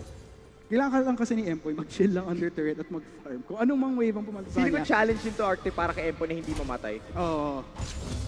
As long as hindi siya mamatay, goods na yan. Yeah. Ito na nga yung game plan ng Team Ruby. Pero tingnan mo yung top lane nitong Team Sapphire at Team Ruby. Si Paste naman ang level up, pero may mangyayari kayang bakbakan dito between Paste and Christian. Pero wala naman so far. Team Sapphire though. Nako! May binabalak na masama itong si Jack. Okay, si Jack lang pala. Tutulungan siya ni Sinio pero medyo delikado. So, itutuloy kaya ito ni Jack. Hindi muna. Kala ko may mangyayari na eh. Oo nga, excited na ako eh. Nakita ko na sa'yo yung mukha mo yung hype eh. Handa ka na mo yung mangyaring laban kasi kailangan magpatayin sila eh. Yeah. Kausap and Sinio.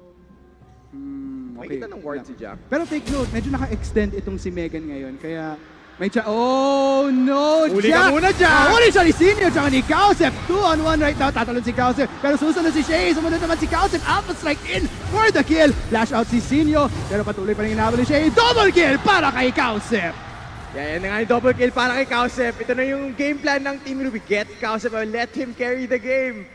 Ay, inisip ko talaga ano yung ginagawa ng Team Sapphire doon, Arctic. Feeling ko medyo aggressive yung invade na yun. Pero overall, 2 kills ang naging lamang dito sa Team Ruby. Pero take note, nakafocus nga itong kills natin ngayon kay Kausep. So far, unfortunately, kahit, tignan mo, binalak ng Team Sapphire na makaharap ng camps para mabehind itong si Kausep. Pero sa huli, sila... Nakikita niya lahat eh. Naubos na niya yung pwedeng agawin sa kanya eh. Napakita niya kung bakit nga ba siya nire-respeto. Meanwhile, towards the spot lane, Ashley getting the push onto Mikael. Nasaan na nga ba si Megan ngayon? So mukhang pabalik pa lang siya ng lane. Galing siyang base. Shopping din muna siya. Shopping mo. Tingnan natin kung ano yung naging item ni Mikael. So Doran's ring plus a stopwatch plus an amplifying tool. Amplifying tool, sorry. Nalabanin ni Mikael itong botlane kaso wala pa rin si Megan. Walang malaking damage siya babagag sa Team Ruby.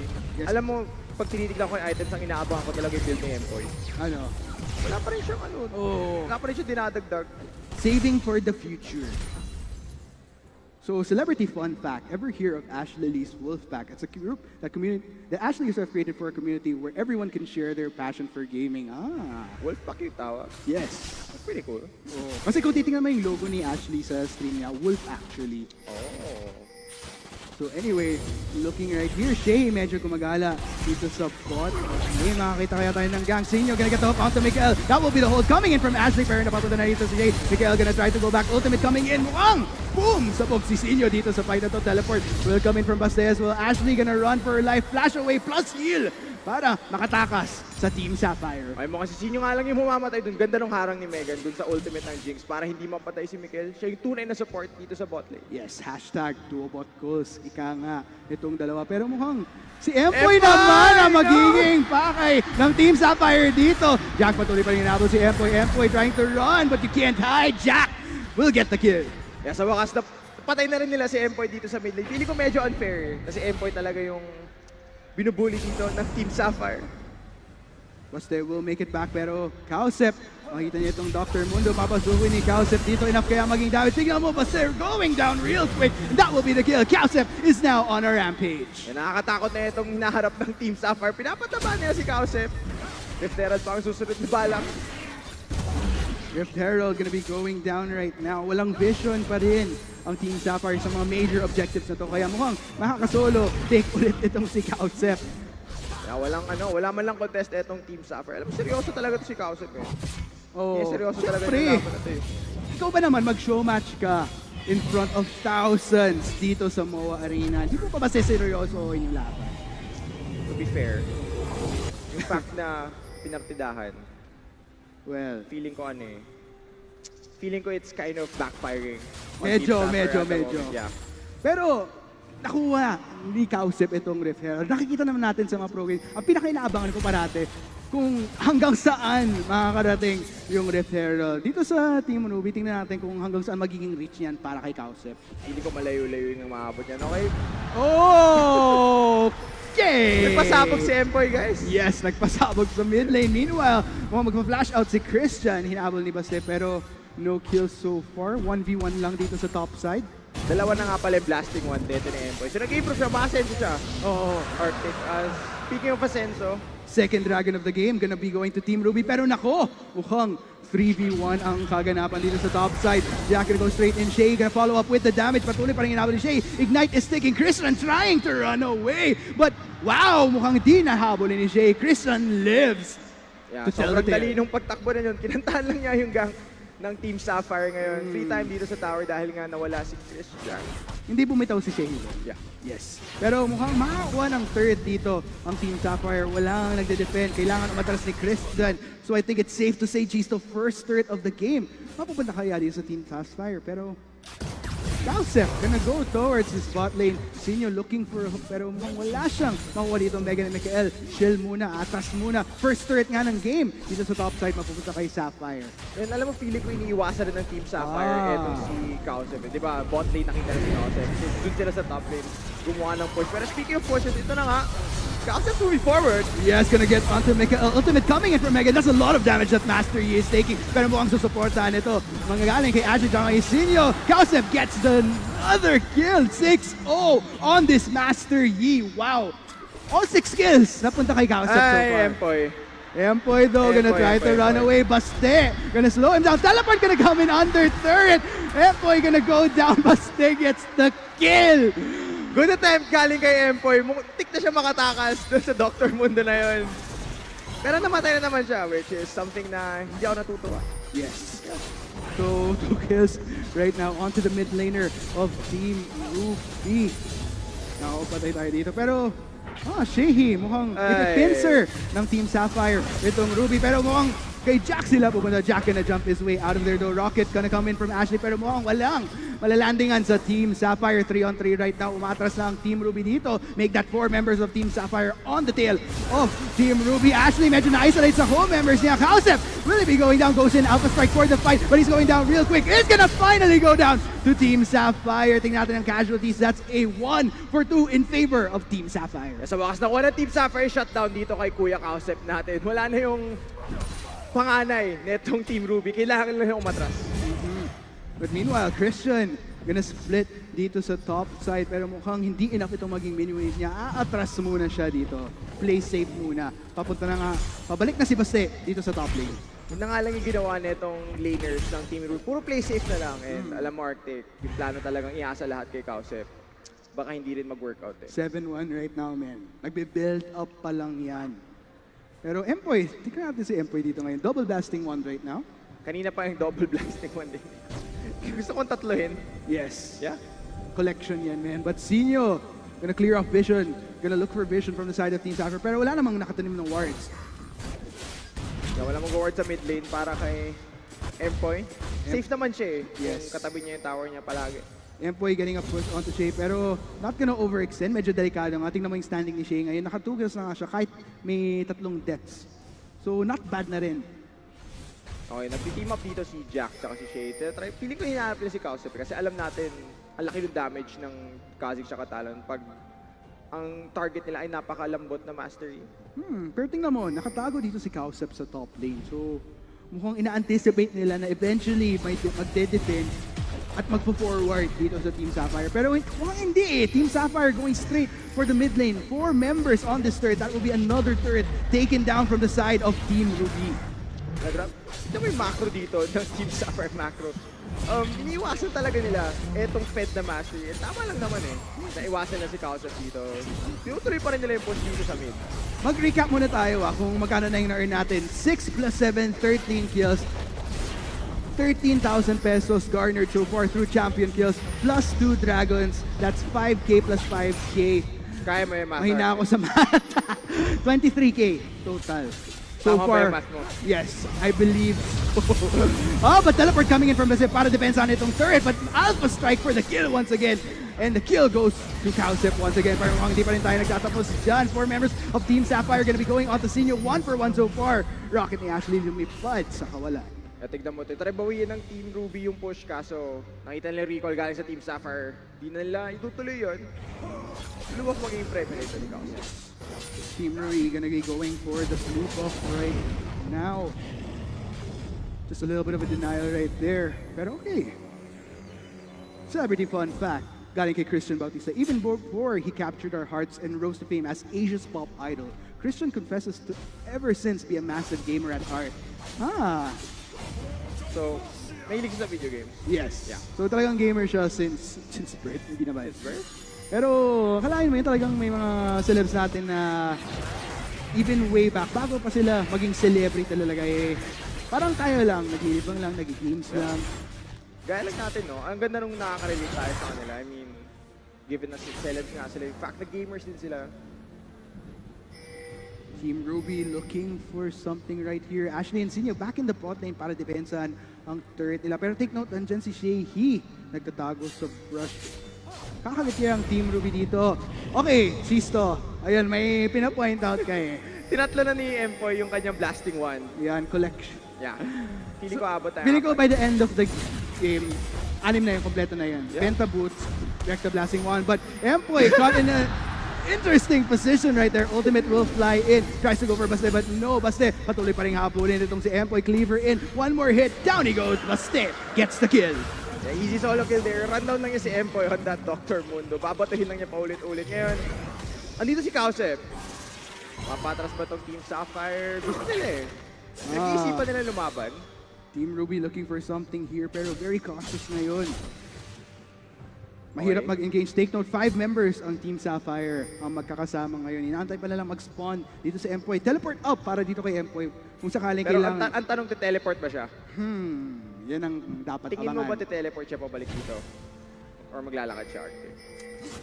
Alam mo naman, hindi, feeling ko stay put. Okay, so pinili na lang niya maglakad. Baron! Team Ruby, are they gonna go for it? May pings nang galing dito sa Team Sapphire. That's gonna be the full in ultimate. Sinio goes in, but gets caught in all the damage coming in from Team Sapphire. Good ultimate coming in from Megan, pero Cowsip gonna go straight and tries to go for the squishy members. Pero mukhang atras muna siya. Christian tries to get the kill out of Baste. Baste will be going down. Ashley will be following. Megan tries to go on to the rest of the members of Team Ruby. Pero that's gonna be Shehyee assassinating Cowsip. Shehyee will try to jump out, pero won't be enough. Christian gonna get the shutdown on to the Talon. And ilan ang napatay? 2 member ng Team Sapphire ang down for 2-for-2 at the end. Yan, Arctic, nakita mo gano'ng ka-effective yung Fiddle 6 dun sa Mastery. Isang Q lang, isang fear lang. Ang layo niya nung tinakbo ni Cowsip, natakot na siya dito sa Team Sapphire. And luckily enough, nahuli siya. Ito Team Sapphire. So, na-shutdown yung Mastery. He was forced to back away. Yes. Now, Christian, medyo nakapush itong heavy minion wave ng Team Sapphire dito sa top side. So, gonna clear that out. Take note. Wala pa rin... Okay, tinitingnan ko kasi yung standings ng Team Ruby right now. So, hindi pa rin nakakuha ng kill. Itong Empoy, Ashley, or Sinio. Cowsip naman talaga lahat pupunta eh. Kailangan ba lang makapitak ng kills dito? Ito yung version ng Team Ruby ng... That's another ultimate. Okay, pero mukhang Christian and Cowsip gonna go for a very, very sneaky objective here. Pero nakikita na tayo ng ping nang galing dito kay Jack. Pero will it be in time? Take out my vision dito ang Team Sapphire. Jack gonna try to contest right now. Jack naglilinger lang pero hindi hayaan ni Sinio. I-zone out niya itong Kazik. Papunta na rin dito ang Team Ruby para potentially contest itong Baron Nashor. Mukhang may mangyayaring laban dito. Can Jack go for the steal? Jumps in! Will go to Team Ruby! But that will be the kill. Jack tries to get away. That's gonna be 2 kills down from the count from Team Sapphire. Baste running for the hills right now. Pero patuloy pa rin inabol ng Team Ruby dito. Megan gonna take down Empoy. But at what cost? Only 3 members remaining from the members of Team Sapphire. Yan, malaking bagay doon. Nakuha ng Team Ruby itong Baron. Sobrang dali nung pagka-secure nila. Alam mo, nakita ko yung effort ng Team Sapphire. Trinay talaga lang agawin yung kaso. They were forced such a bad spot. Speaking of bad spots. Oh, medyo delikado dito. Only 2 members of Team Ruby are there. Sinio might be the sacrifice here. Patuloy pa rin sa tinatabok. Sinilo down siya ni Baste. Pero nagre-regenerate siya ng health. Nakatakas kaya siya dito, may blasting cone ba dyan? Pero Ito na si susunod Kuya. dito si Kausep, may surprise dito ang Team Ruby. Going for the flank, Kausep. Is he gonna go in? That will be the flea coming in from Mikael. Pero susugunin sila ni Sinio. That will be Mikael going down for the count. Baste might not make it out alive. Will be going down as well. 2 members down for the count from Team Sapphire. Up na si Shehyee, kaya makaka-responde kaya sa Team Ruby. They could actually go for the push dito sa top side. May papunta ng minion wave. Yeah, meron din sila Baron Love na pwedeng gamitin nila. Since dito mama yung hook doon kay Megan, di na itutuloy ng Team Ruby yung fight ngayon. Binanggit mo nga yung push nitong Team Sapphire Arctic. Ito mukhang yun na nga yung kanilang binabalak. Take note, quick count ng ating total amount na mapupunta sa Hinilaban Foundation. 11 plus 14, 25 kills, 25,000 plus 15,000. Kausap gonna go straight in. Looks like tries to go for Shehyee. Jack, moment of stasis for him. Mikael gonna try to hold down the rest of the members of Team Ruby from pursuing. But that will be Alpha tries to avoid the ultimate coming in from Shehyee. That'll be 3 members down from Team Sapphire. Si Baste at si Jack na lang ang natitira dito. Inhibitor ang susunod na pakay ng Team Ruby. Pero mukhang tumatakbo na si Christian saka si Sinio dahil napabagsak na ni Jack itong si Kausep. Alam mo, Martin, nakikita ko na yung sinasabi ni Kausap na ginagawa nga niyang minions etong Team Sapphire. Basta, hilahin lang siya ni Sinio pabalik. Ako, tingnan natin magkano na nga bang naipon ng celebs natin. So, quick count ulit.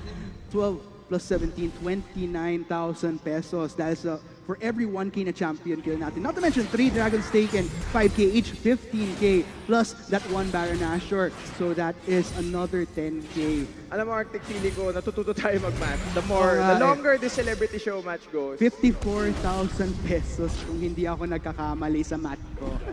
Ang laki na nun, ha? Empoy. Not bad, pero Empoy, mukhang script talaga na ibasta itong si Empoy. Pero not a bad way, pero Empoy gonna go straight back in. Tries to go for it. Mukhang trinay niyang i-hold para rumisponde itong Team Ruby, pero hindi siya makakasurvive dyan. Palaban nito si Empoy Arctic. Lalaban siya kahit wala na siya takas yun eh. To be honest. So feeling ko mas maganda choice na lumaban na lang. Try niya bawasan yung Dr. Mundo.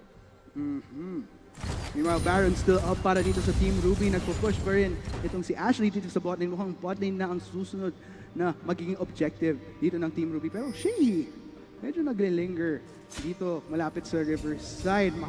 May mangyayari bang face check? Tama yung math mo. Yes. Oh, di ba?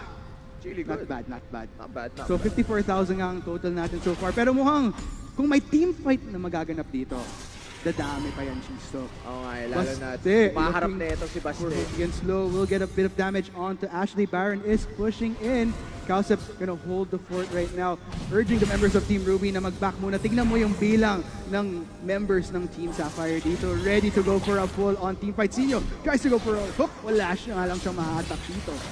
Siyempre 4v5 to, wala pa rin si Empoy dito. Gusto kong kunin. Yup, more money. Here goes the team fight. Sinio zoning out the squishy members of Team Sapphire. Jack gonna jump his way out there. Mikael will be the first to fall in this fight, and more are going down. That's gonna be a cleanup onto 3 members total. Make that 4 from Team Sapphire.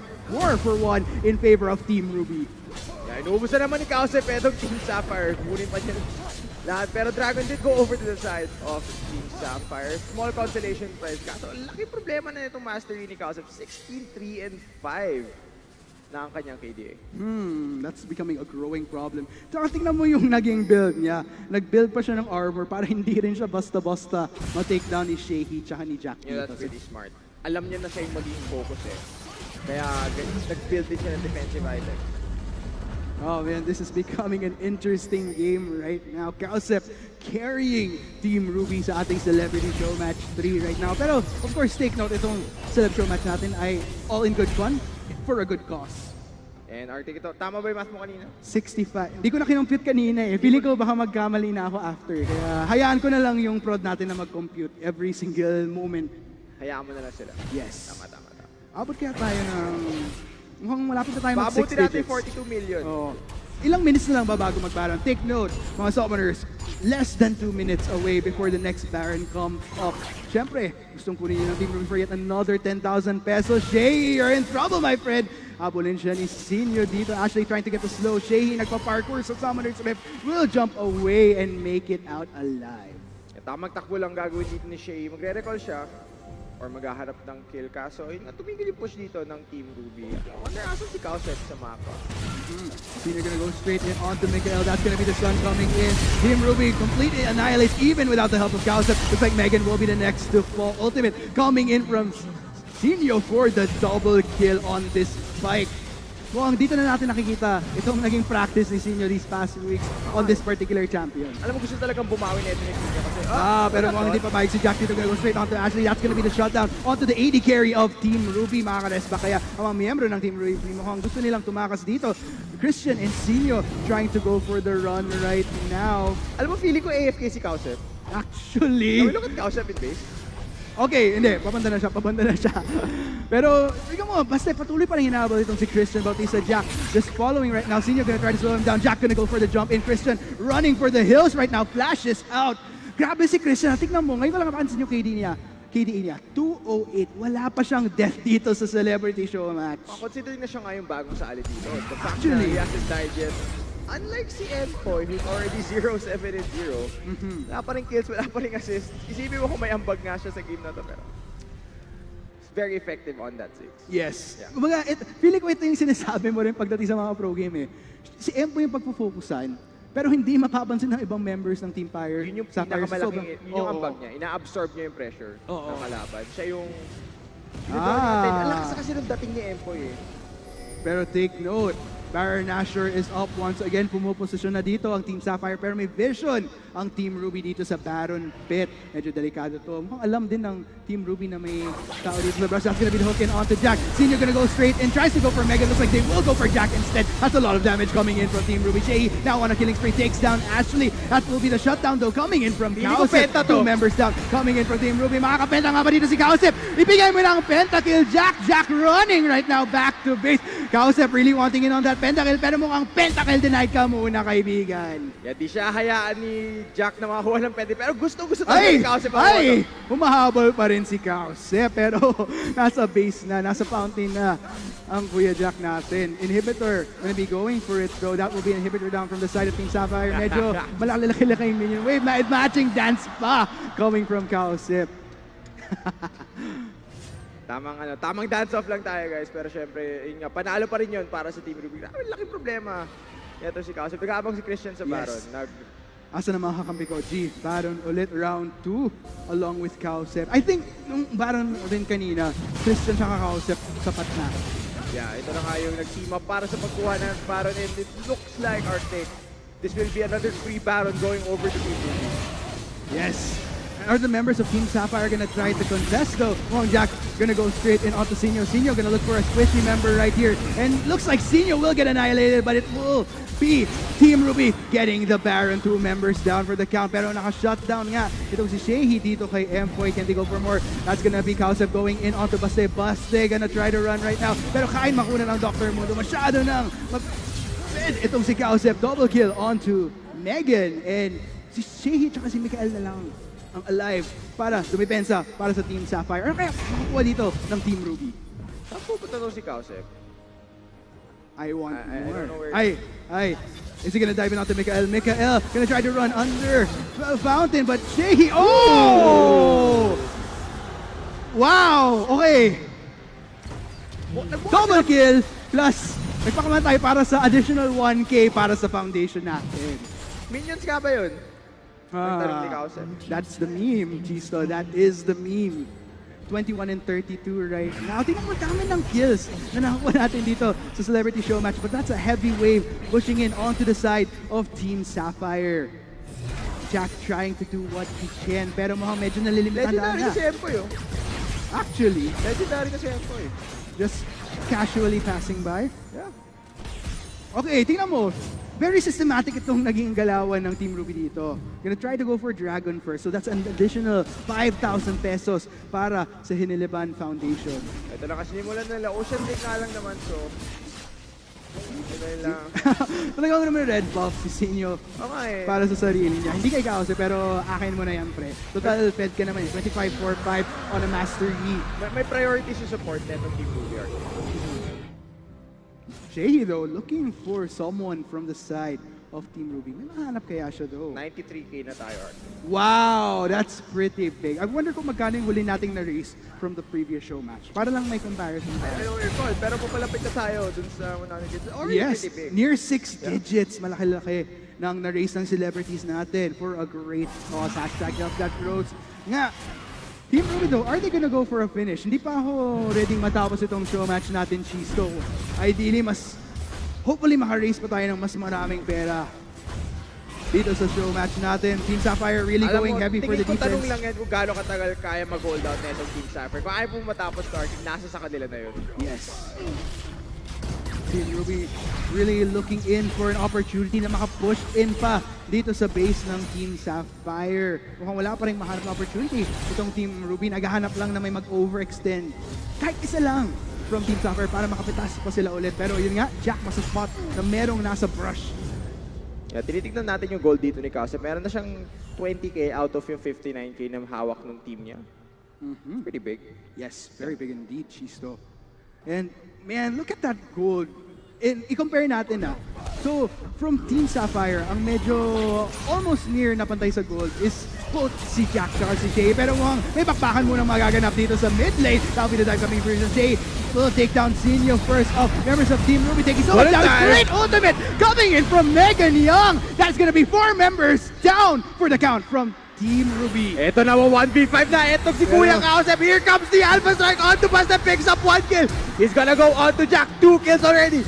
For this, Kausep is going forward. Napa-flash out na lang. Ito si Megan. Ano pa kaya mahanap ni Kausep? Oh, Megan, mali ka na tilakwan. May triple kill para kay Kausep.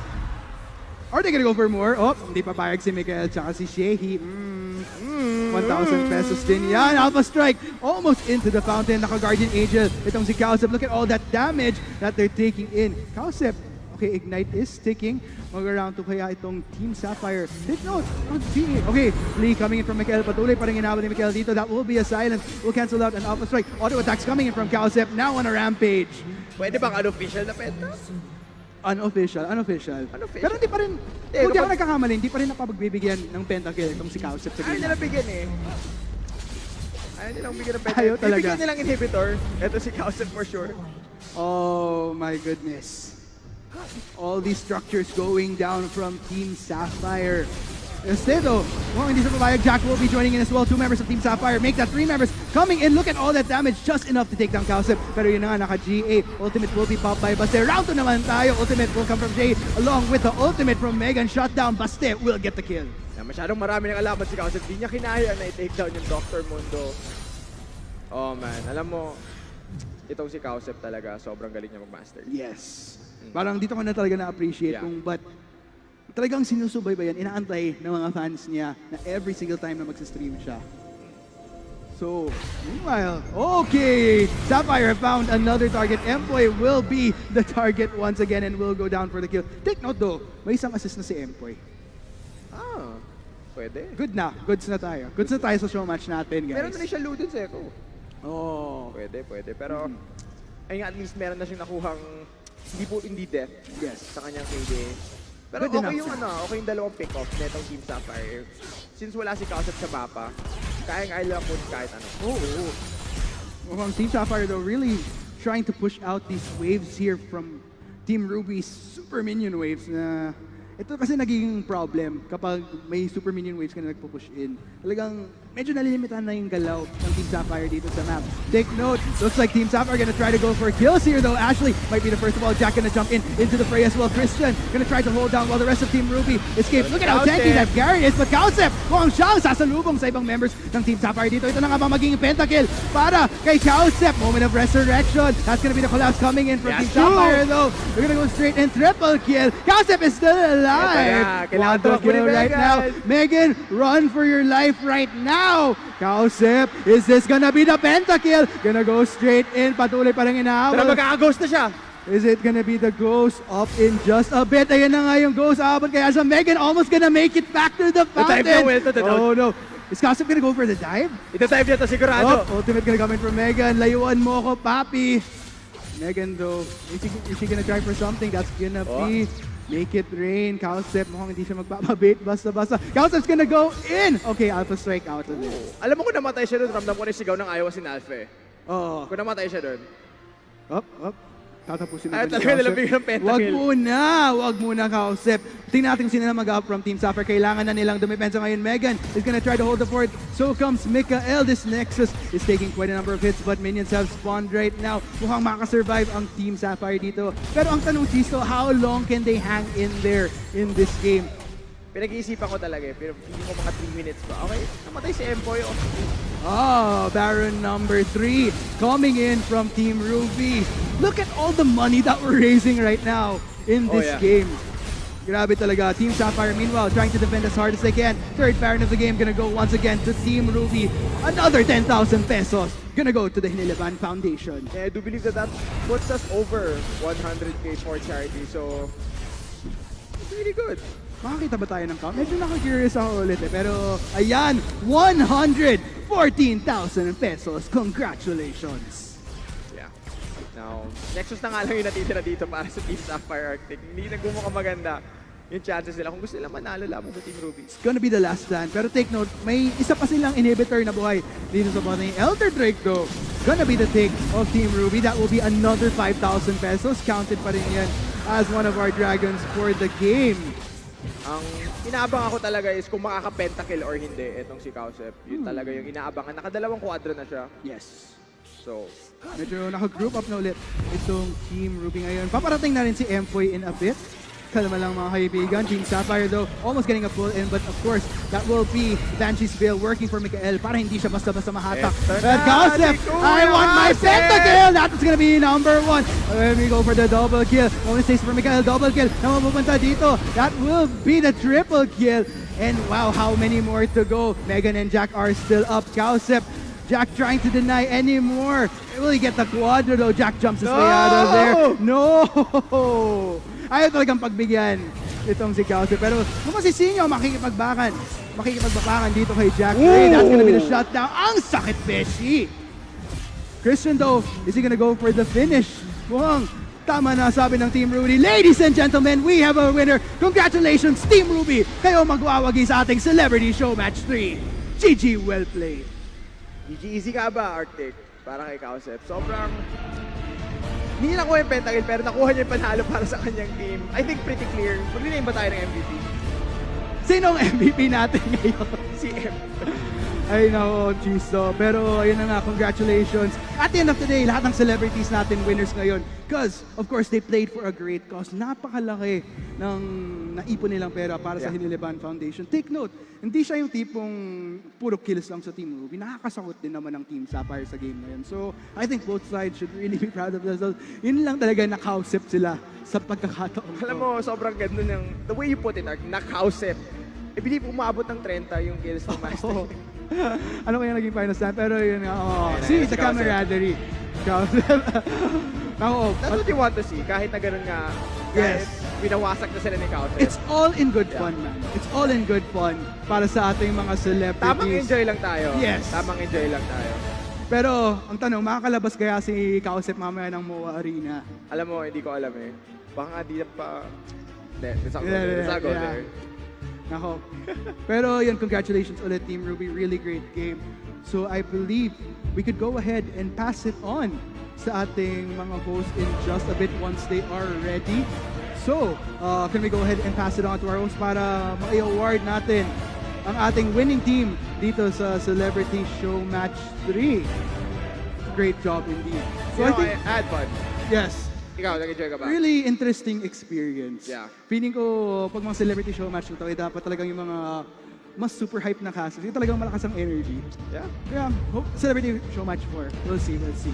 So, ladies and gents, thank you very much once again for tuning in to the Celebrity Show Match 3. Ipapasa na natin kay Airy tsaka kay Eruption para i-award ang ating winning team at para na rin sa interview. Boys, take it away! Thank you very much, of course, Shiso, Arctic, thank you. Guys, palakpakan naman for, of course, both teams. Give it a round of applause. That was entertaining. Let's get Team Ruby and Team Sapphire together. Come on, guys. All together here. Let's get a little bit of words regarding their game. Right. But, of course, the winners, Team Ruby. Give it up for them, guys. picture. Nako, ito na. Picture muna kami. MVP, the MVP right here, M-Boy, with a selfie. Okay. Galing. Congratulations before everything. M-Boy, kumusta naman? How did you feel with your game? Kumusta naman yung laro? Yeah, because the animals is here. Pero it's on our team. Yeah, that's right. Gusto ko yung discounter niya. Yeah. Na iwas talaga. Iwas. Ito, first tower, second tower. Wala pang first tower. Nasa third tower siya. Nasa third tower. Just to be safe. Just to be safe. Pero good job, M-Boy. I know it's the first time you played. Not many shots, but very, very nice. Hey, Team Sapphire muna tayo. Yes, we'll get something with Team Sapphire in a bit. Yes. Team Sapphire, guys. How did you guys feel playing that game? It's your first time experience, especially Mikkel. We'll go with you first in the support. How did you feel playing the game, especially with your, the loved one next to you as well? What do you got to say? Oh no, it was so much fun. I'm just happy Megan got to kill Kowsep over there. Congratulations. Hey, you did well, man. Unexpected fiddlestick, man. Great job, great job. That's right. Megan, when Kowsep was going for the pentakill on you and you were running back, to, of course, the fountain, how did you feel? I think you guys saw my reactions on screen that I was literally screaming at the top of my lungs. You're screaming. I was like, and I accidentally put my SS in the wrong direction out of nervousness. But I'm just happy that I was the first one that killed Kowsep in this game. You're the first one. That was really my only goal in this To game. kill and I did Kowsep. it, so thank you. That's a great thing. Pero you know what, Megan? I would have did the same thing. Just takbo lang. That's right. Takbo lang. But killing Kowsep, Miss World, killing Kowsep. Right, That's exactly. very nice, very nice, very Let's go good. to Baste. Baste. Napakalakas mo rin, ah. He was actually leading with Holding his own. 3 minion kills. Yes. In the start for the next 10 minutes. You're doing so well. Ano masasabi sa mga fans mo rin? And then about this game. Gusto ko lang magpasalamat kay Empoy sa mga kills ko. Diba? Kumusta yung first experience mo na nakalaro ng League of Legends here in front of a massive crowd? Masaya. Yeah, I will probably do it again. Yeah, you'll do it again, guys! And what do you Well think is how do you feel the future for esports here in the Philippines is gonna be, Baste? There's a big future for kids here, like the Philippines. Yeah, for sure. Kasi for magaling, For no? sure. Mahusay. Bata pa, magaling na. That's right. And more events like this for sure. Baste, maraming salamat. Thank you. Thanks, Buster. Jack, going against Kowsep head-to-head. Run us through how the entire game went on your end. Like, I knew Kowsep was really good, but I didn't think it was that good. I was gonna say the same. He just destroyed me. I felt like I was bronze. Like, That was crazy. That was crazy. Kowsep is so just... legit. He's legit. Legit. That's fantastic. I'm glad you had a good time, a good fight. Shehyee. My brother. Kumusta na? Pare. Una sa lahat, congrats sa Team Ruby. And at feeling ko nagawa namin yung trabaho namin kasi hindi namin nabigay yung pentakill. Yeah, Kowsep, you didn't get the penta. And ano ba? At saka feeling ko ako lugi sa comments mamaya pagka na-upload kasi ako lang yun ng trash talk sa kanila Ako lugi anyway, GG. Hey, maraming salamat. You did really good. At syempre, ang masasabi ko rin, you owned mid. Ayaw nga lumabas si Empoy Good strat. Let's go to the winning team. Let's go to the team. Let's go with Sinio and Ashley over here. Sinio, kumusta naman?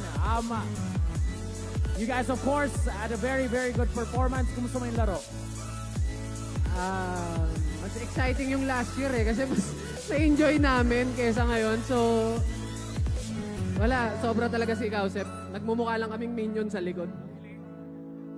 Pero nagdala talaga, nagdala. You were smiling the whole time and you were laughing during certain times while you were playing. What was the communication like throughout the game? We were like, okay, give Kowsep all the kills and he'll carry us to, Let's go to... Thanks, Ash. And ang masasabi ko rin, you guys made bawi from last year. Team ko kayo, so this time, good job, man, GGWP. So now let's go to Christian. Christian, how's your first experience playing League of Legends in front of an amazing crowd, and especially here for the show match? Yes, I'm very happy to be here. I'd like to thank, of course, Globe, and I'd like to thank Garena as well, to all the players. We donated so much to charity, thanks to this guy as well. We encourage everyone to keep on playing League and to tell everybody that esports is here to stay. Thank you. Christian, Well said, brother. Well said. Do you have a message to the blue team? Any message for the blue team? For, of course, everything. Ang message natin hindi kita malilimutan. Yun. Grabe rin. Singing, kinakantahan lang kayo. Kinakantahan. Nag-react din sila. Okay lang yan. But let's go. We already spoke to Empoy. Baka may sasabihin ka pa. Yes, guys, maraming salamat dito sa lahat ng sumuporta at pumunta dito sa event na to. At gusto ko lang sabihin, this is a fun game and we are one, we are family. I like that. One family. That's it. Honestly, as summoners, as gamers, we're one and we work together here for League of Legends and here for the show match right now and conquer Manila. That's right. And now, the MVP. The MVP right here. Cowsep owning. How's your back? Carrying masakit. What's that? It hurts. It hurts with all that. How did you find the matchup against Team Sapphire? Like, honestly, how are they going against them as a team? Well, there's a few important things to think about. My team was really good. Like, they listened really well, and they did everything they needed to do. So it wasn't a one-man thing. They let me get fit, and I appreciate that. Hey, definitely. When we saw you coming on the video screen, you were like you were communicating. You were very much communicating. We can see you talking, and we know that communication is the key when it comes to gaming, especially it's a 5 versus 5. They ain't a 1v5, but you showed it was a 1v5. It was crazy. Definitely. How did you like Empoy's performance? How did you like him at mid? How did you think he went? All right, so Empoy had 2 roles. Role number 1, stay beside the tower, always. Which he did. Role number 2 was stay as close to EXP range as possible. You don't have to do anything else. Like, he can just not even see us, and we were good. And how did he do? Oh, he did really good. In fact, we actually offered him up for charity bait at the end.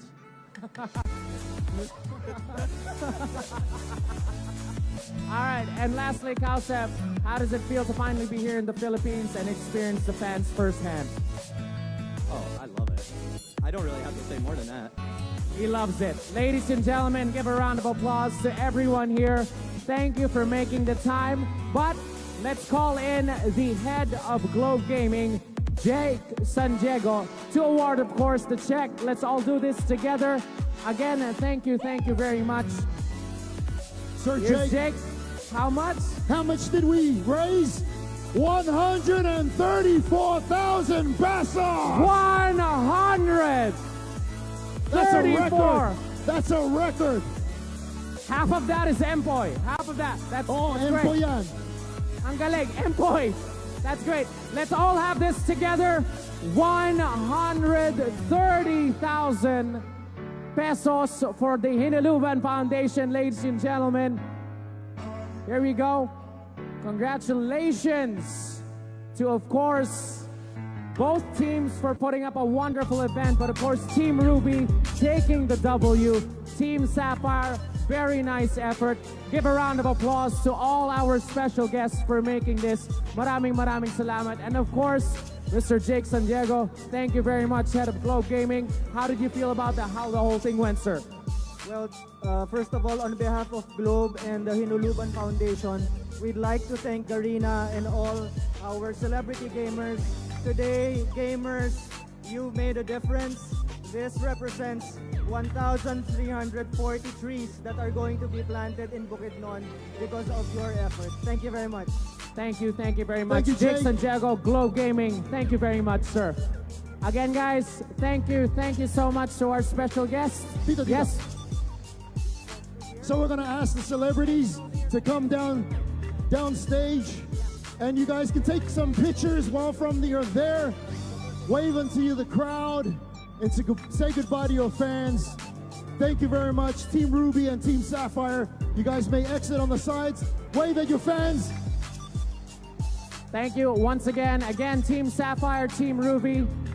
Thank you so much. Guys, here we go. They'll be going this way. Thank you.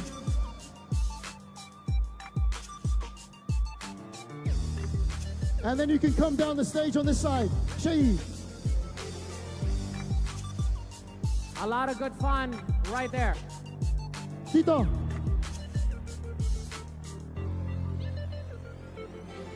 That was a good time. That was a good time, That was Eric. an awesome That was a match. really good time. Thanks, guys.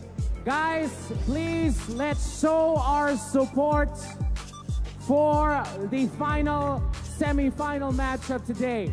You guys have been a wonderful audience. Maraming salamat. But we have one more match for today. Yes, we do.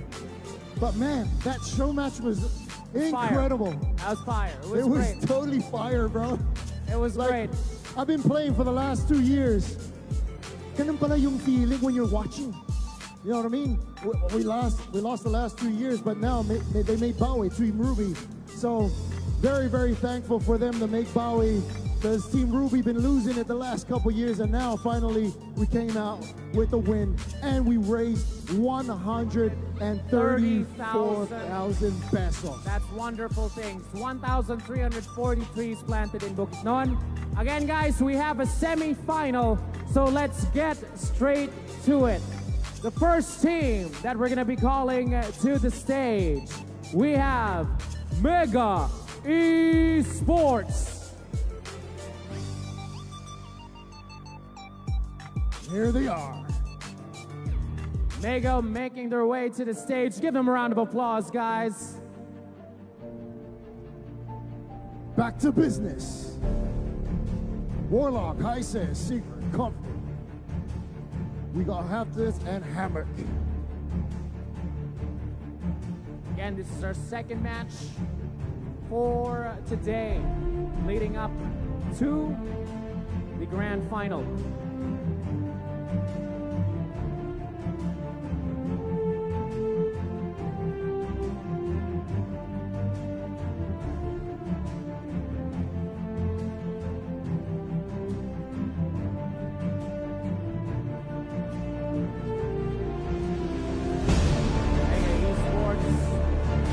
Doing the rounds.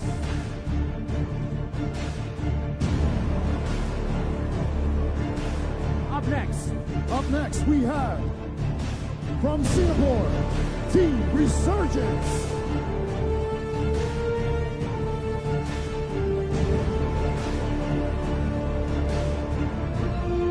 Resurgence from Singapore.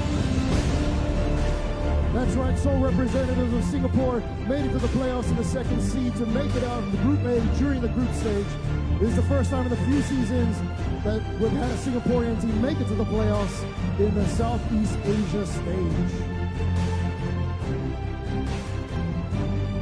Again, the big focus of this all, again, we had a wonderful show match, but the winning team will get to represent Southeast Asia at the biggest, arguably biggest tournament in the world, Worlds, coming this year.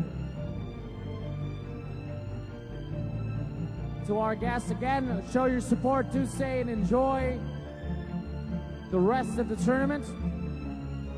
That's right, and let's not forget that the champion wins 100,000 USD. That's right, a lot of money on the line from a $250,000 prize pool. All right, so ladies and gentlemen, our teams are gonna set up. We have Mega Esports versus Team Resurgence. Final match for day 2. We're gonna throw it over to the panel now. Enjoy. That's right, back to you, Nick.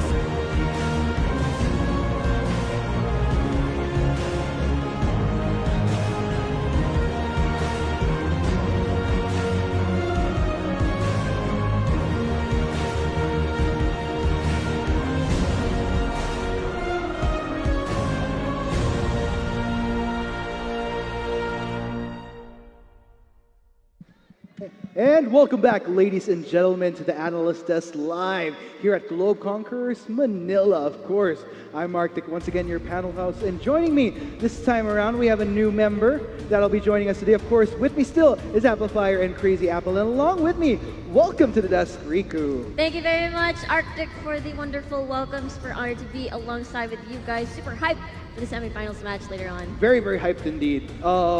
I've got the feedback earlier from Amplifier and Crazy Apple on what's the feeling of being able to cast at such a massive venue. What are you feeling right now, Riku? You've already casted, you're heading into the analyst desk.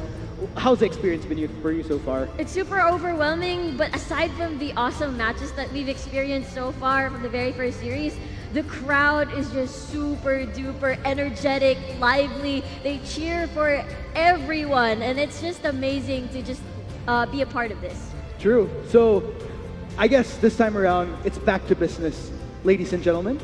Lady and gentlemen, to be exact. So yeah, let's go ahead and talk about the two teams that we have right here. So once again, a quick recap to our audience. It is going to be Mega Esports, the second seed coming in from Thailand, and of course the sole representative of Singapore, Resurgence. I'd like to talk about somewhat the underdog entering this team because they have been flying under the radar during what we had as the GPL format before transitioning to GCM.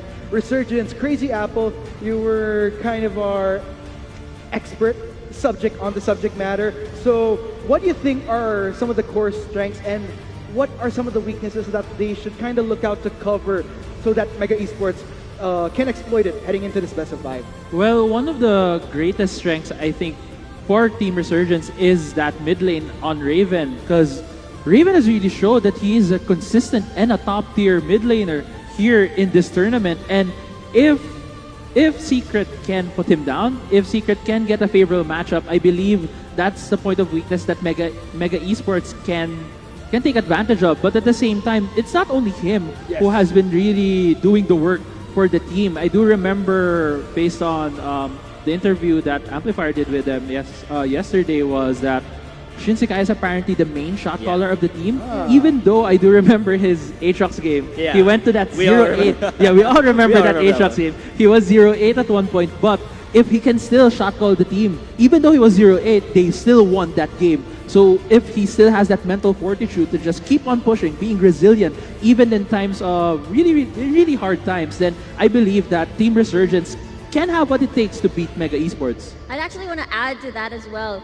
Awesome that, Raven is really one of the key players in Team Resurgence, but the way I look at it every time I see them play, I always see the holy trinity of RSG, where it's Kralix and Kra enabling Raven to transition well into the mid game and deal lots and lots of damage and have such high impact into the team. And that's one of the reasons why we see Ciela always playing these safe laners, Ezreal, Sivir, and as well as Caitlyn.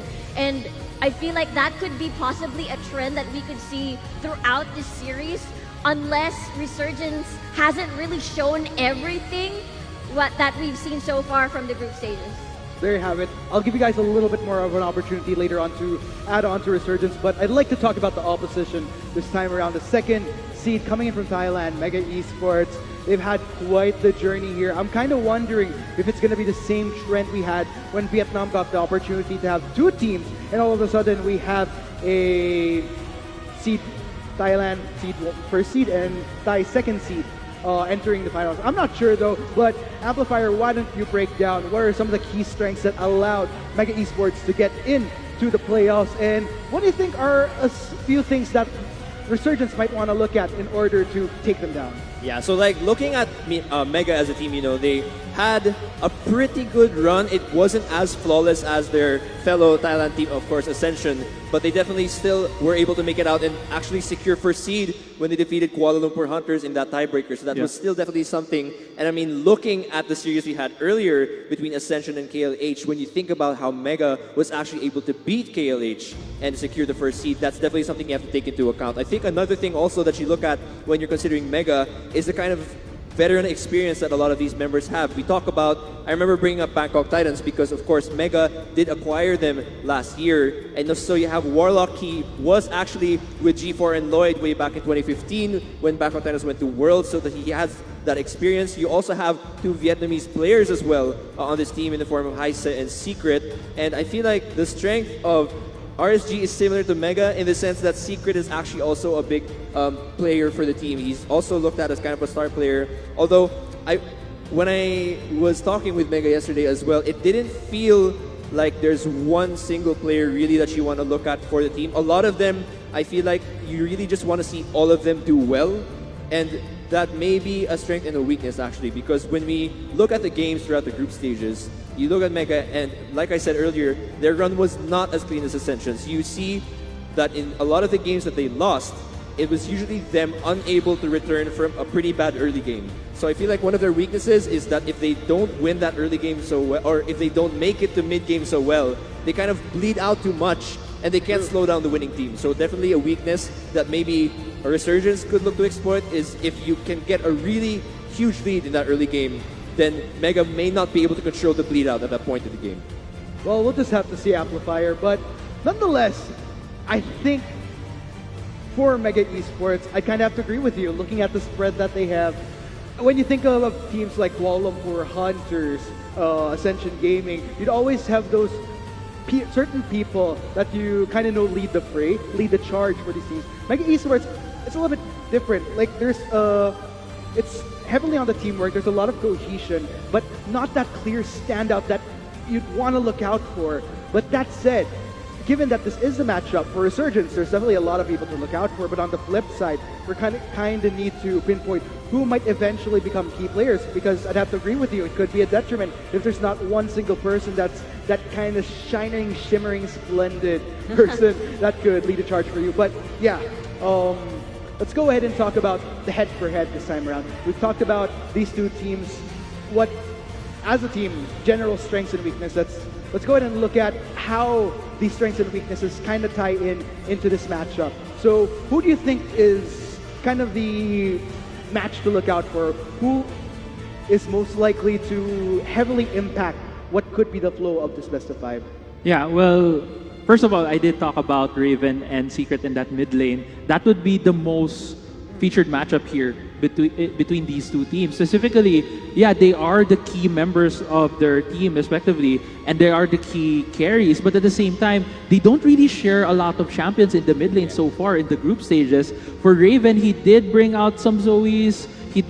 I think he did play a Rise at some point, played an Azir, played an Orianna. Yeah. While for Secret, it seems like after his day 1 performance where he played 2 games on Rise and that's Zoe, come the second day of the group stages for his group, day 4 of the group stages, when those 2 champions were banned, he wasn't performing as well as when he was performing on the Rise and the Zoe. So it might be a sudden conclusion for us to say that that's the only champion pool that Secret has. But if that is the only champions that he has shown really good proficiency on, then that might be one of the things that RSG can exploit. While for Raven, it looks like he has a champion ocean rather than just a champion pool. So that would be a really, really good matchup to look at to see if Secret can get his hands on any comfort champions that he can get.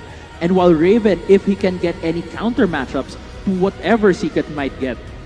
That's actually pretty true. I do agree with you there, because looking at our stats, it seems to me that Raven has played 6 different mid-lane champions in all different games. So imagine the variety on where Raven can actually move in terms of drafting. So there's a lot of space to work with. On a side note, I guess you could put it out there, there is a little bit of history between Resurgence and Mega already during the Asian Games qualifiers to represent the Southeast Asia. And Singapore Resurgence actually landed the 2nd place, and meanwhile 5th place for Thailand, which was Mega who represented them. So there's a little bit of history of Resurgence defeating Mega already. But the catch is the mid laner and their jungler for Mega was different.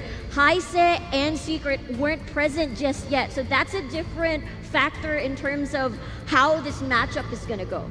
Ah, interesting. So I think we've talked about key players. let's go ahead and look back on the group stage wherein both sides suffered their respective losses. And I feel like looking at those games, there were certain players that did fall a little bit under, similar to players that we were able to pinpoint during match 1. Who were these players? What do you think would be necessary adjustments or anything that would kind of help fill in that void that became a complication for them during the group stage? Interesting. I guess for Resurgence, one of the things that we noticed immediately is the top lane side, Shehyee, obviously having a difficult time in certain games or most of the games because of the top lane matchup. So if you look at it, I do want to ask you, Crazy Apple, how it's going to be for Shehyee going up against Warlock at the top side of the map. Well, we haven't really seen a lot of good performances for Warlock at the same time. He is one of the veterans, as you said. He was part of Bangkok Titans. And I do remember in the previous iterations of the GPL, Warlock would have these moments where he would just pop off. And that was what I was looking for from his games during the group stages. But it wasn't really the case. It was more of Warlock playing these carry champions. I believe he played a lot of Gnar and Jace in that top lane, but he never really got a significant lead. And I do remember even a game against Archangel that he got destroyed by Ivalice on that Gnar versus Irelia matchup. So question is, if Warlock is in his tip-top condition right now, as similar to other GPL iterations, if he can bully out Shehyee, because at the same time, we also see Shehyee having these really great moments and also really low moments. So it depends on what version of these two players we'll be seeing today. If it will be the really, really good laning Shehyee, or would it be the 0-8 Aatrox Shehyee? Yes, from last time. Just never know what you're gonna get from Shehyee in which case. But that is a bit of a problem, of course, if you look at it, because sure, at one point, even though that was a 0-8 Aatrox towards the start, it did lead towards a finish. But given that they are facing Mega Esports, it could spell a little bit of a different tune, given how Mega Esports definitely one of the better performers, if not the best performer, in their group during the group stage. Actually, since we're talking about top lane matchups, looking at the pool, it seems to me that Warlock and Shehyee have the same champion pool. They both play Aatrox, Gnar, and Ornn. And the only unique pick so far we've seen from the group stages is the Illaoi. From Shehyee. From Shehyee particularly. It's interesting that you bring that up because that actually leads me to my next question in terms of the picks. You mentioned that between both mid laners, there's not really as much similarity. That said, are there any picks that you feel would be a tug of war between both sides that they either want to secure or deny from either side? Yeah, I feel like for the two teams in terms of picks, yes, there are certain differences, especially in the mid lane, but I feel like there are similarities maybe in the jungle and support is where you look. So for example, in the jungle, for example, we're looking at Krelix and Heise here, and they do share some similar champions. I feel like the Kindred's definitely going to be up there. Maybe, most probably it's going to be the Kindred. And then for the support side, I feel like Shen is going to be a contested pick there. Maybe even I feel like Pyke might actually be a contested pick here as well. So I feel like there are some similarities there in the jungle and the support. And also, I feel like those matchups as well will be very important because Riku earlier was talking about how the Holy Trinity for Resurgence of that Krelix and Kra helping out Raven. I feel like there is something like that as well on Mega. If you watch the previous games of Mega throughout the year, you see that What the Jest actually is also very influential in terms of being the engager for the team. So I feel like if What the Jest can also help Heise sort of boost Secret in that mid lane, that's another thing you want to look at. And what's interesting there is that you're now looking at the Trinity from both sides, which ones will perform better, because we do tend to look at the top laners of Resurgence and Mega not really as these, go all-out carry top laners. It's very different from Rocky, for example, from Ascension, because they tend to play these low-eco top laners. So you, instead of looking at top lane as, like an Aatrox and a Fiora matching up, you look at the other lanes, and you look at how, for example, bot lane and jungle are going to be helping out the mid lane. So yeah. Yeah, and I also like to add, while we're talking about the players individually, I think one of the players that we also need to look out for that is really going under the radar is Shehyee in that AD carry position for Team Resurgence. Rico did mention earlier that he did play a lot of safe laning champions, especially that Ezreal, and I did see flashes of brilliance from him in some of their games on that Ezreal pick, but it just feels like that Raven overshadows him in some of those games, but I do see that Shehyee can really hold his own in that bot lane. But on the other hand, Golden Feet at the same time also feels like he gets overshadowed by Secret in the mid lane. But Golden Feet in the last game for the group stages in the tiebreaker against Fall for Hunters on that Varus, I believe went legendary at the end of the game. So you know that he understands how to position himself, especially on this low mobility AD carry. So we'll see if these two players can show up here in the semifinals. They might be hiding something, and if they do pop off, then that might tip the scales for one of these teams. You know what? That's actually an interesting point that you bring there, but we could talk all day about these teams, but at the end of the day, I think it really comes down to how they'll pretty much execute once we head on to Summoner's Rift. So, last question right here. Ladies and gents, predictions, Amplifier, who do you think will be taking Game 1, just Game 1? Yeah, for Game 1, because in general, looking at the series, I feel like this is even harder to predict than the Ascension versus KLH. I mean, granted, I got a perfect prediction there, but like, I mean, for this one, I feel like it's much harder to predict just because both teams have their own inconsistencies throughout the group stage. For Game 1, I think I'm going to have to predict that Resurgence will win it. We did actually speak to them yesterday, and Resurgence was talking about how they've been preparing a lot for this matchup today. So I feel like there are things they haven't shown us, and I think that those things will catch Mega off guard in this first game. Interesting. Crazy Apple, how about you, my friend? Well, for me, from the previous series, I was all aboard the Ascension gaming train. True. Yeah, but for this series, I think Resurgence will get the first game just because we've seen a lot of weaknesses from Mega Esports, unlike Ascension Gaming, from the group stages. And also, I do remember that for Resurgence, they're really good at the mid-game rotations and the macro game. While for Secret, if they don't get that early game lead, I just feel like Resurgence will just keep on getting the advantages through those rotations. Riku, are you going to make things unanimous here on the analyst desk? I hate to break it to you, but looks like I'm gonna break the streak. I'm gonna vote for Mega, just because I feel like Resurgence is the type of team that has to warm up first before they could get the steam rolling. And, you know, I feel like the reset is enough for Mega to get a good hold of things. And I'm pretty sure they want some revenge against RSP, I think 2 months ago. But yes, that's my answer, Mega. So there you have it, guys. We've heard from our panelists here on the analyst desk on what their prediction is. 2-1 right now in favor of Resurgence. Let's go in and see if their predictions are correct. Once again, we'd like to welcome everybody to Globe Conquerors Manila. And this is presented to us by Globe with the organization from Garena, and together with our official hardware partner, Lenovo, powered by Intel, and special thanks to Bacchus Energy Drink. And take note, of course, this tournament is under the regulation and supervision of the Games and Amusement Board, so we're all good right here. Resurgence, Mega Esports, it's up to you guys. Let's go ahead and pass it to our casters in just a bit, but for the meantime, I'm raring to go. See you guys.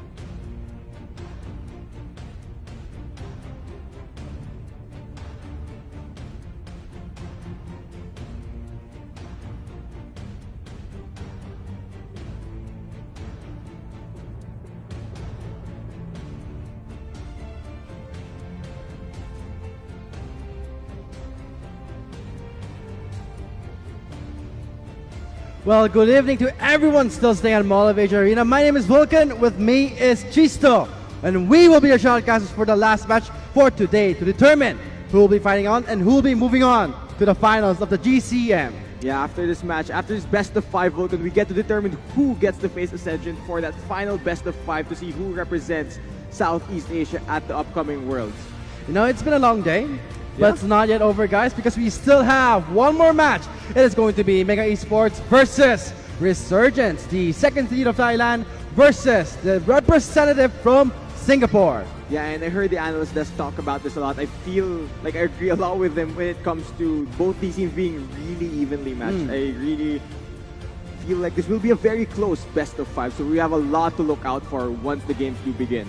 You know, one thing that's worth noting is that when it comes to, I think when we all agree, when we watched match 1, it's gonna be something that we have a standard and what to expect here. So, without any more delay, let us start match 2. It's gonna be Mega Esports on the blue side versus Resurgence on the red side. And as we go into pick and ban, Vulcan, the biggest question in my mind is whether or not these teams would follow what happened during our first best of 5. You know, the trends, these teams might have seen something that they could do, something they could imitate to bring into this certain matchup. Now let's see, of course, Pyke and Talia will be the removal by Mega Esports. As for Resurgence, they're gonna deny the Shen a wave. We're also seeing those double jungle bans coming from both sides. I mean, we are seeing the Kindred and the Talia, but also worth knowing that, not to mention, the trend that we saw during the group stages, the Pyke has been rapidly picking up in terms of favor, so looks like Mega Esports will be removing that. Yeah, Kra has been really good on playmaking with this Pyke pick. I believe he was legendary at some point during the group stage as a support, so that's something that is not normally seen. Now, with the Aatrox being the final ban for Resurgent, it does leave a lot open for the first pick. There are things that we've seen, such as the Rakan or even the Nocturne, but the Varus actually will be the selection for Mega Esports, and Varus actually is a pretty decent first pick on blue side specifically because you can adjust your build. There are two very popular Varus builds. Either you go Lethality with Arcade Comment or Lethal Tempo and then build on hit, depending on what Resurgence decides to bring. But it looks like it will be the Rise. Now, map being hovered, quite uncommon. We know that for sure that Mega Esports, they know how to use this Rise, but looks like they will force out a Varus blind pick here. But for Mega Esports, this Camille can go either top or jungle, but we did see it a lot in the top side to match the split push. Yeah, and I'd very much prefer to see Mega Esports jump on this Tahm Kench. They first picked the Varus, a very immobile marksman, but they did give up the Rise and the Nocturne over the Resurgence. That it will be the trade in power. But since Resurgence decided to blind pick the Rise on their side, we'll leave open the Zoe. Now we're facing a very scary poke comp being built by Mega Esports. You know how oppressive both Zoe and Varus could be if they get ahead. The siege will be massively helpful for Mega. Yeah, here we see a lot of trendy champions that have been banned out throughout the group stages. But look at that. I mean, we've seen Rakan being picked and banned almost all the time. But for the Zoe, that's something that I thought that Resurgence would try and deny, especially the Tahm Kench. Yeah, now the question, Vulcan, does Camille make it through the second banning phase? We saw Hover from Mega Esports. Resurgence first banned the Trundle, not wanting to have that jungle matchup against Kralix. I'm expecting a Camille ban if they want to go that direction. So let's see. I mean, we did see a lot of support bans. We're seeing now Marksman ban from the Xayah from Mega Esports side. Phase 2, so last ban for Resurgence. Will it be a Camille? No, it's going to be an Ola. Actually going to be the Olaf, so that does leave Camille available for Mega Esports when it is their turn to pick. What do they go for the final ban here? They already denied the Xayah and Rakan duo in the bot lane. There's no marksman still on the side of Resurgence, so of course it's still up in the air which direction they want to go. A lot of decent picks are still available. They will ban the Swain here, so no Swain in the bot lane. The trendy flex pick that we did see during the group stages, so the Swain will be removed. This concludes phase 2. Now Resurgence on phase 2 will be the one to first pick this Ezreal. Yeah, and Shehyee on this Ezreal, definitely a comfort pick for him. He did play it throughout the group stage. One of the few Ezreal players we have in this tournament will be secured. Now, we did mention the Camille, whether or not she'll make it through the second banning phase. She did. Mega Esports are now going to lock in that for themselves. So now I'm wondering, why leave this Camille open there? So I think for Resurgence, they feel pretty confident. Maybe Kralix on this Nocturne there. So this could be maybe a top Camille or jungle, but it'll be looks jungle. like it's going to be jungle. Yeah, there's no way anyone else on that Mega Esports draft will go jungle, Vulcan. So a really strong poke comp being built here by Mega Esports. You see the Varus and the Zoe going to pair up here alongside with the disengage of the Tahm Kench. So I'm a lot of team fight tools on the side of Mega Esports here. As for Resurgence, I wonder, they have means to go for hard engages. They have means to start fights. But now, I think they're going to be abusing that Ornn. They will pick up the Gangplank. Yeah, of course, Ornn into Gangplank in the top lane essentially gives Gangplank this free lane where you can easily farm up. And you see the globals available on the side of Resurgence. You can go for a lot of picks if you pair these up properly. Realm Warp with Paranoia with the Cannon Barrage as well. You can single out a target on the side of Mega Esports, and look at how immobile these are. There's going to be a lot of work onto what the Jess to protect both his carries in this game. Man, we're not going to see anything fun in the top side, so it's going to be a very, very passive lane. So I think our viewers out there may wonder what to expect comes Summoner's Rift. Of course, guys, level 2 Camille. We all know that Camille is a powerful level 2, so maybe expect some aggressive ganks coming from Mega Esports. Yeah, I spent a lot of aggression early from Mega, but on the side of Resurgence as well, I feel like they also have a lot of tools to work with, especially in the early game. Having that rise, once he hits level 6, he can easily affect the side lanes, go for these roams. We're just going to see the coaches shake hands.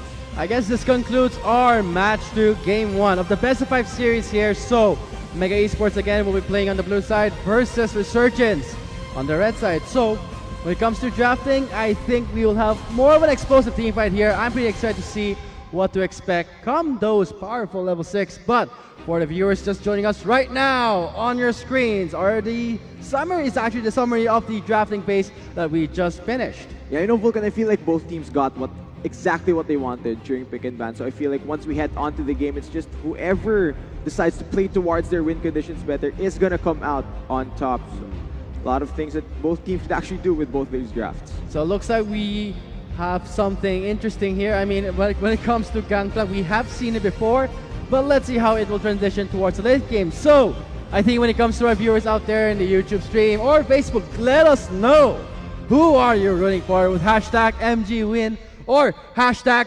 ResurgenceWin. But also, don't forget to share the stream with the hashtag GlobeGaming, hashtag Globe Conquers Manila, and the reason behind everything here, hashtag Road to Worlds. We are ready to load up to Summoner's Rift.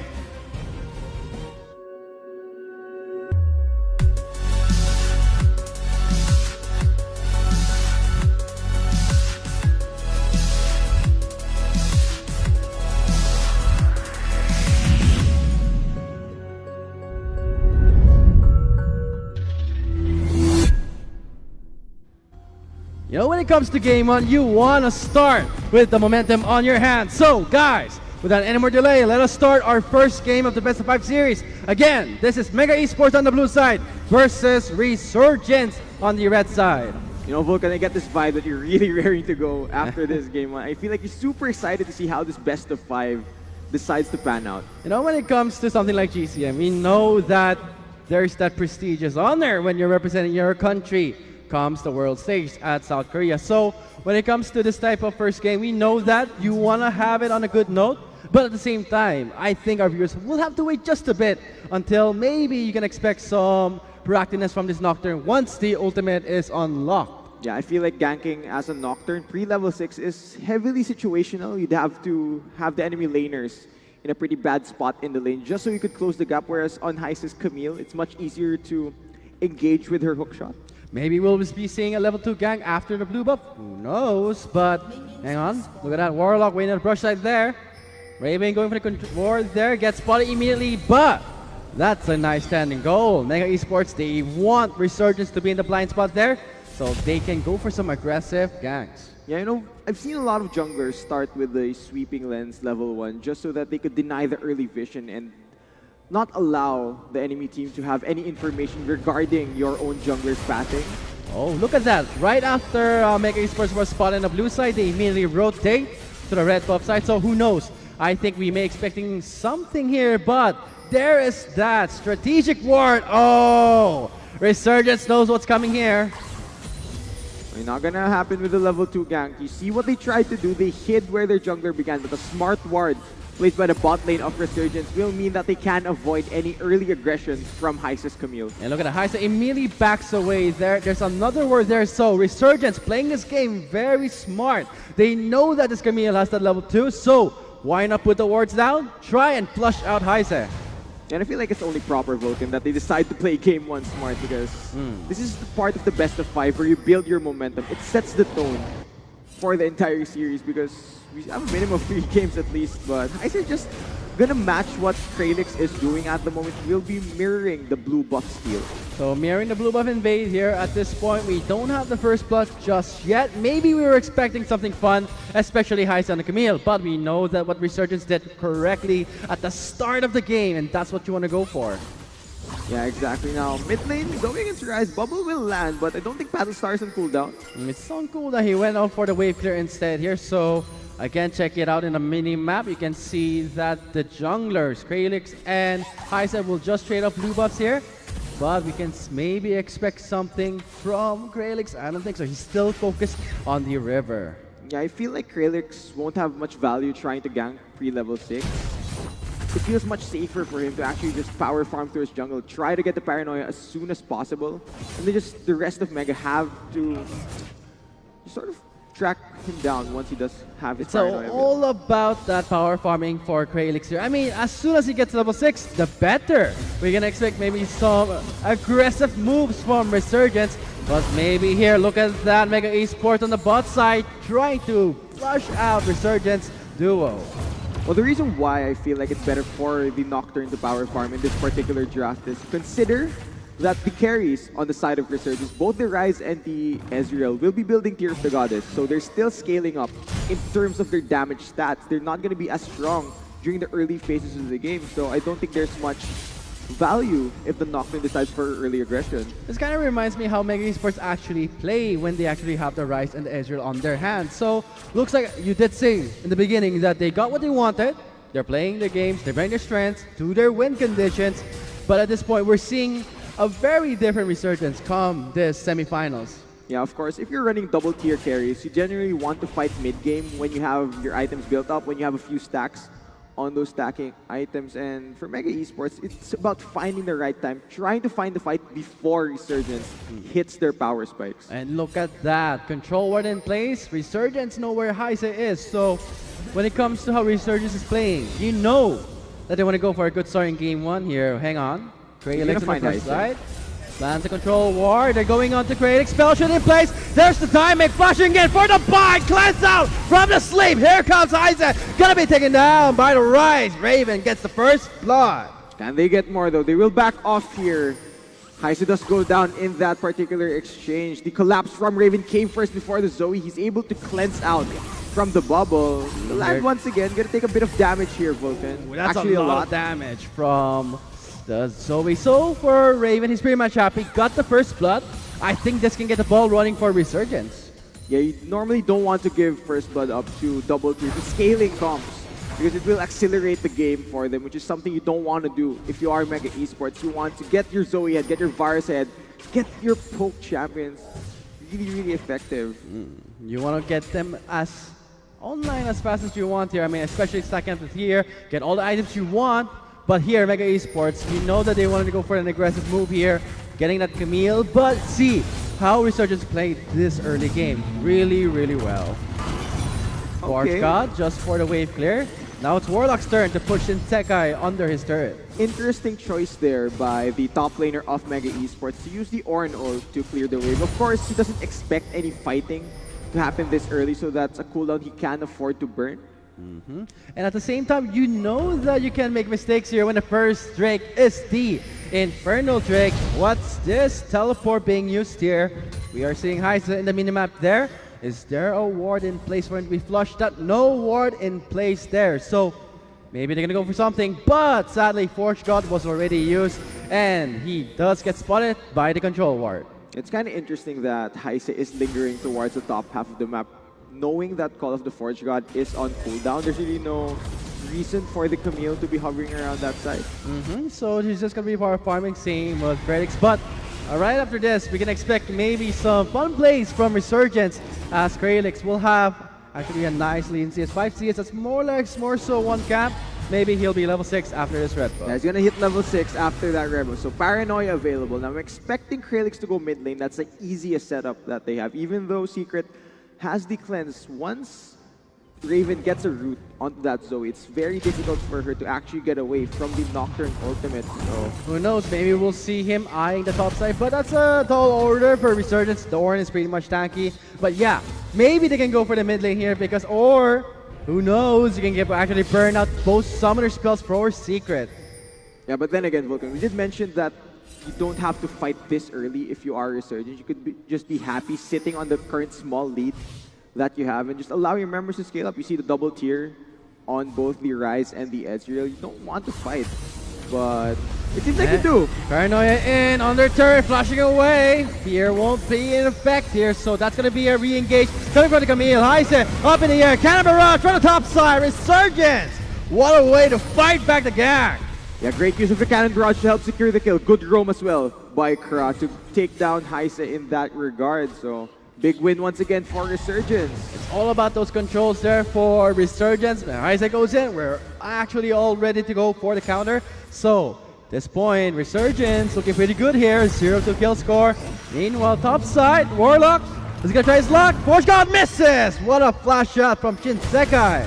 Yeah, Forge God will miss since the flash was burned by Shinsekai, so he will be forced back into his tower. We're seeing a lot of aggressive plays from the top side here, especially the Ornn, who thought actually that he would be the one to try and push out Shinsekai in a safe laning phase.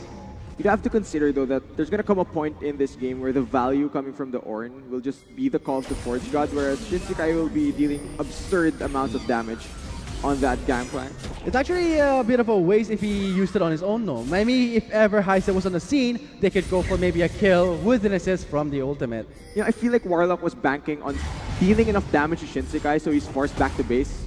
Since Teleport's cooldown is a bit longer now, it punishes you more if you are chunked out by your enemy laner and you're forced to walk all the way back to lane. Especially in a long lane such as top lane. Yeah, and also the fact that I think this is what Shinsekai wants to do. I mean, push out the lane, Sparman out. He does have the cannon barrage for that global map pressure. Wait a minute, here comes Heise. Spotted by a ward. So again, you can see how Mega Esports, they're trying to camp this gangplank. That's what you want to do. But see how Shinsekai is playing this top lane.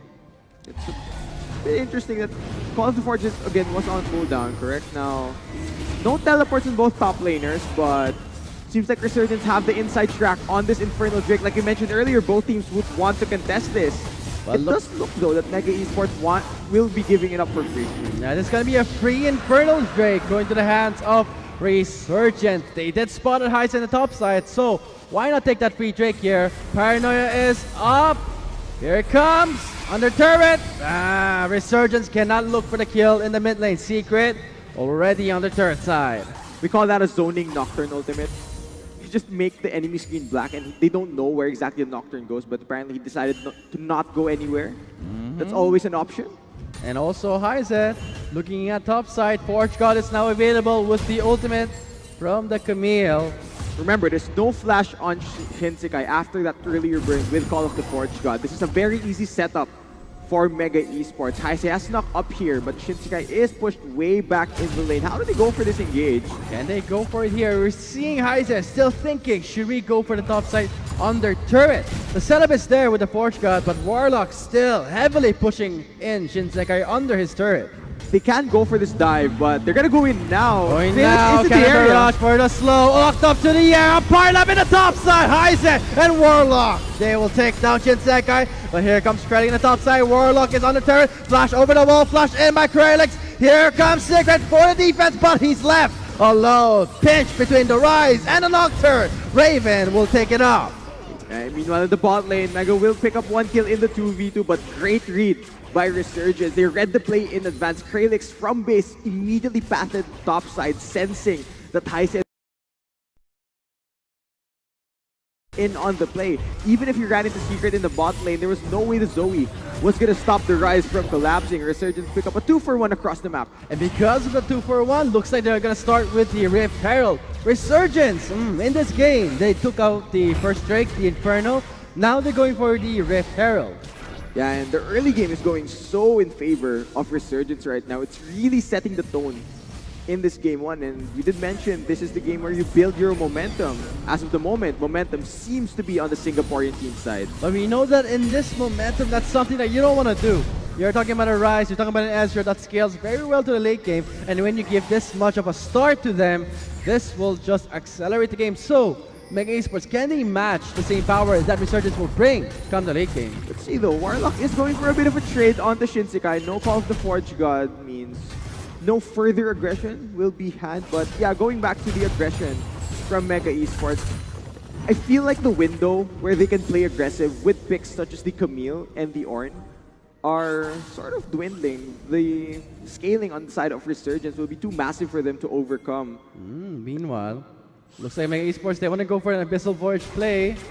But no, it's not going to work. Raven does call back under his turret. So looks like he'll be back in base. Check out the items now. Oh, look at that. Archangel Staff completed by Raven. You have to watch out on how early he gets his Seraph's Embrace. He did pick up the tier very early because of the first kill that he got. So I'm expecting that to be fully stacked around the 17 to 18 minute mark if he does keep spamming his abilities. So yeah, I think at this point, Resurgence, they're setting things up for the mid-game here. Abyssal Voyage coming in. Under turret, 3v1. This is what he want to do! Shinsekai left alone. Ultimatum locked up in the air. Looks like he will be taken down again for the second time. Rift Herald though was spawned in the mid lane. It is already super low from all the chip damage of Raven. This will be first turret of the game going over to Resurgence, but... And that's what they want. I mean, first turret is the game here. They were going for the race in the bot side, but Resurgence will be winning this. It won't just be the mid turret in the mid lane, but also in the bot lane. Yeah, Sheen on the Ezreal means they can take down this tower early, so that will effectively end the laning phase on this Ezreal. I wonder how much gold Shehyee actually has if he can complete his Sheen item. If he wants to go to off Iceborne Gauntlet, I feel like he does have enough gold. Let's see what he goes to buy. He bought boots and is actually just walking out. So no big 2-item spike yet on the Ezreal. No big mid-game fights that are going to happen soon, but you have to think on the side of Mega Esports, we were just talking, Vulcan, about how they didn't needed to play aggressive early against the scaling comp of Resurgence. So I think Mega Esports, they tried to go something aggressive, but you know what they did really good. Those wards, those in place, they flush out Heise, and not to mention, yes, Resurgence, they're going for the late game, but right now, looks like they've completed their mana items. We can see the Archangel Stab and the Mana Moon, so that's gonna be Resurgence on the roll in this game 1 for now. Yeah, there are a lot of core items already completed on Resurgence. We keep going back to these items because most of these champs are very, very item dependent. Look at Shinsekai, even though he's being camped, being pressured over and over by Mega Esports, he's still sitting on that Trinity Force. And you know, once Gangplank gets that item, it's basically impossible for the Ornn to push him back. Having those barrels, you basically one-shot every minion. But for Warlock, he knows this. He rushes the Frozen Heart to get some armor stack immediately. So for Resurgence, at this point, the next Drake was gonna spawn in 35 seconds. What are they gonna play here? I'm still looking at where Mega Esports decide to play around this Varus and Tahm because Varus and Tahm is still a very strong duo lane, but I feel like Shehyee and Crow were able to navigate the duo matchup very, very well. It's very rare for you to actually see an Ezreal win lane. So the Ezreal did get the first turret. Yes, the bot lane got the second turret. The first turret was in the mid lane. So yeah, it's kind of weird, but at the same time, we are expecting maybe Golden Feet to get some revenge here, but we are seeing heavy pings. Check out the map. What the Jess has the Abyssal Voyage available, but I don't think they're gonna go for something aggressive. They're looking more so in the mid lane. Yeah, lack of vision for both teams means they can't exactly play aggressive towards the side lanes. I'm looking at the minimap right now, Vulcan, and most of the wards are focused toward this mid lane river side. Well, they're really jockeying for mid lane priority. And here we see Shinsekai just clinging at the waves here to make some room for the Drake. He catches the Forge Cut, it's up in the air, gets the stacks, and here comes the trio from Mega Esports. What an easy take in the bot side. Now once again, you see Shinsekai in a 3v1 situation. First it was in the top lane, now they got bot lane. And this goes back to what Shinsekai has been doing for Resurgence. It goes back to his famous Aatrox game. He constantly absorbs pressure. Chain of Corruption though, will it prompt a fight? Oh, he catches all the CC. Realmar is in time! What an escape! But he did get Raven with the they're onto the rise. Paranoia in play. They're black now. They can't see, but they're focusing onto the Ornn. Shehyee will take him down. Flash in by Secret. Going on to the Nocturne. Palstar in. It finds Shehyee. He is down. Yeah, Sniper Secret on the Zoe. Pops the Ezreal from the fight. Of course, Shinsekai was down, so no Cannon Barrage to help with the disengage. Now, Secret still has the flash from the Spell Thief. They are sitting on the control ward. Resurgence don't know where they exactly are. This is the Mega Esports, MG, just fighting back. The same aggression that Resurgence showed. Back and forth here, but it comes to how well Resurgence can speed up their growth or either make sure Mega Esports does fall behind. Check it out there. We are seeing a threat, but hang on. Ooh, Drowsy in place. Does cleanse out with the Scurvy. Teleport has been forced by Resurgence. They are going to defend this mid lane outer turret. Yeah, Teleport just for the defense, not wanting to give up the long lane in the middle. Of course, no ultimate on the Nocturne means there's no real engage majority of the initiations from Resurgence will be coming from both Kralix and Kra. And unless they have both their ultimates up, it's really difficult for them to actually force against Mega Esports. So yeah, I think we're seeing here Mega Esports trying to force something. At the same time, Resurgence are there to just respond, but I love what the Jets is doing on this Tom Cash, trying to look for some pickups. That's what you want to do. You see a Gameplay alone, why not take a free kill? Right now his KD is 0-3-2, but you do know that he's going to be scaling well to the late game.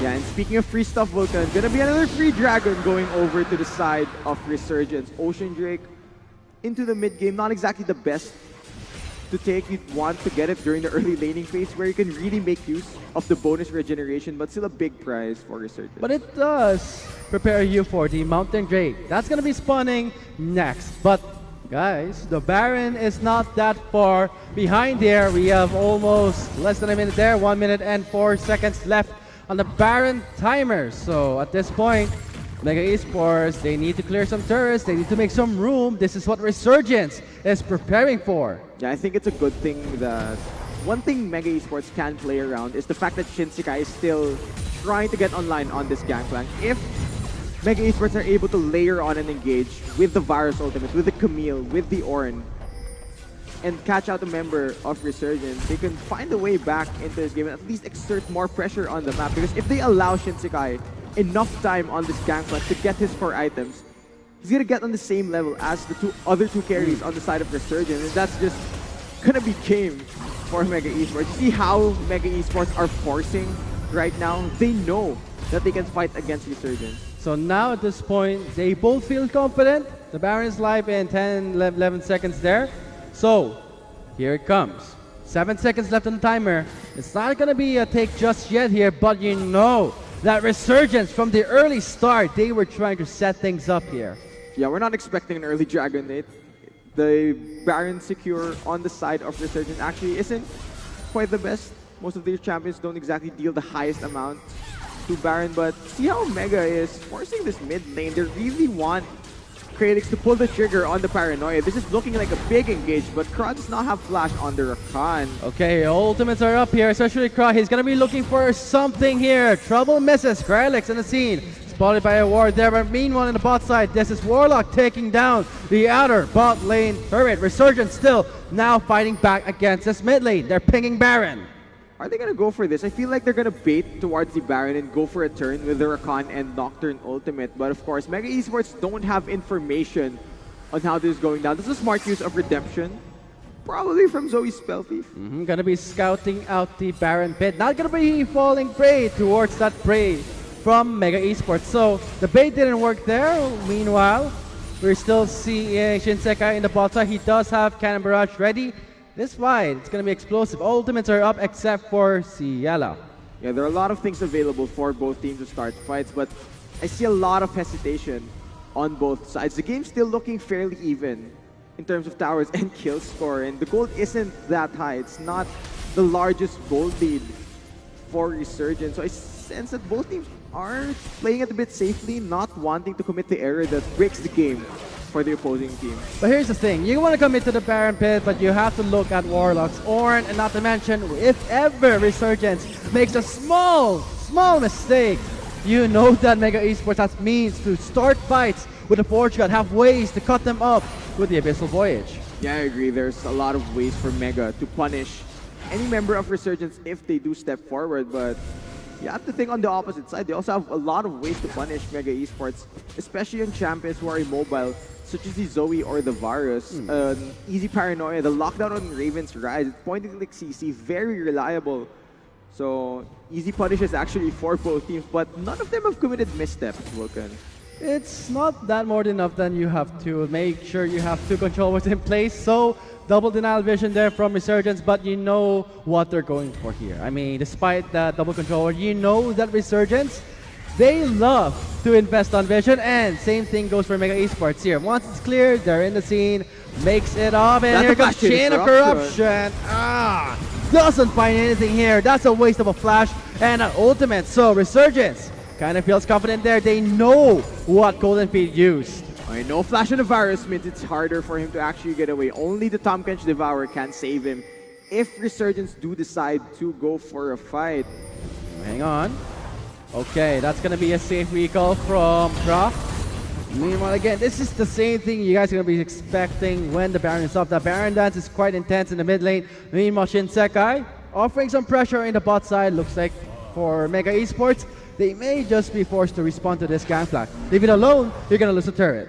I wonder what Resurgence is waiting for, Wilton. We kept mentioning the 2-item power spikes, the tier being fully stacked on the side of Resurgence. If you look at the inventory, Raven has Seraph's Embrace and Morellonomicon. Ciela already has Iceborne Gauntlet and Muramana fully stacked. 2 items on Ezreal. He's practically the strongest champion on the map right now. He's going to deal absurd amounts of damage. This is Resurgence's point of power. This is when they should be starting by trying to go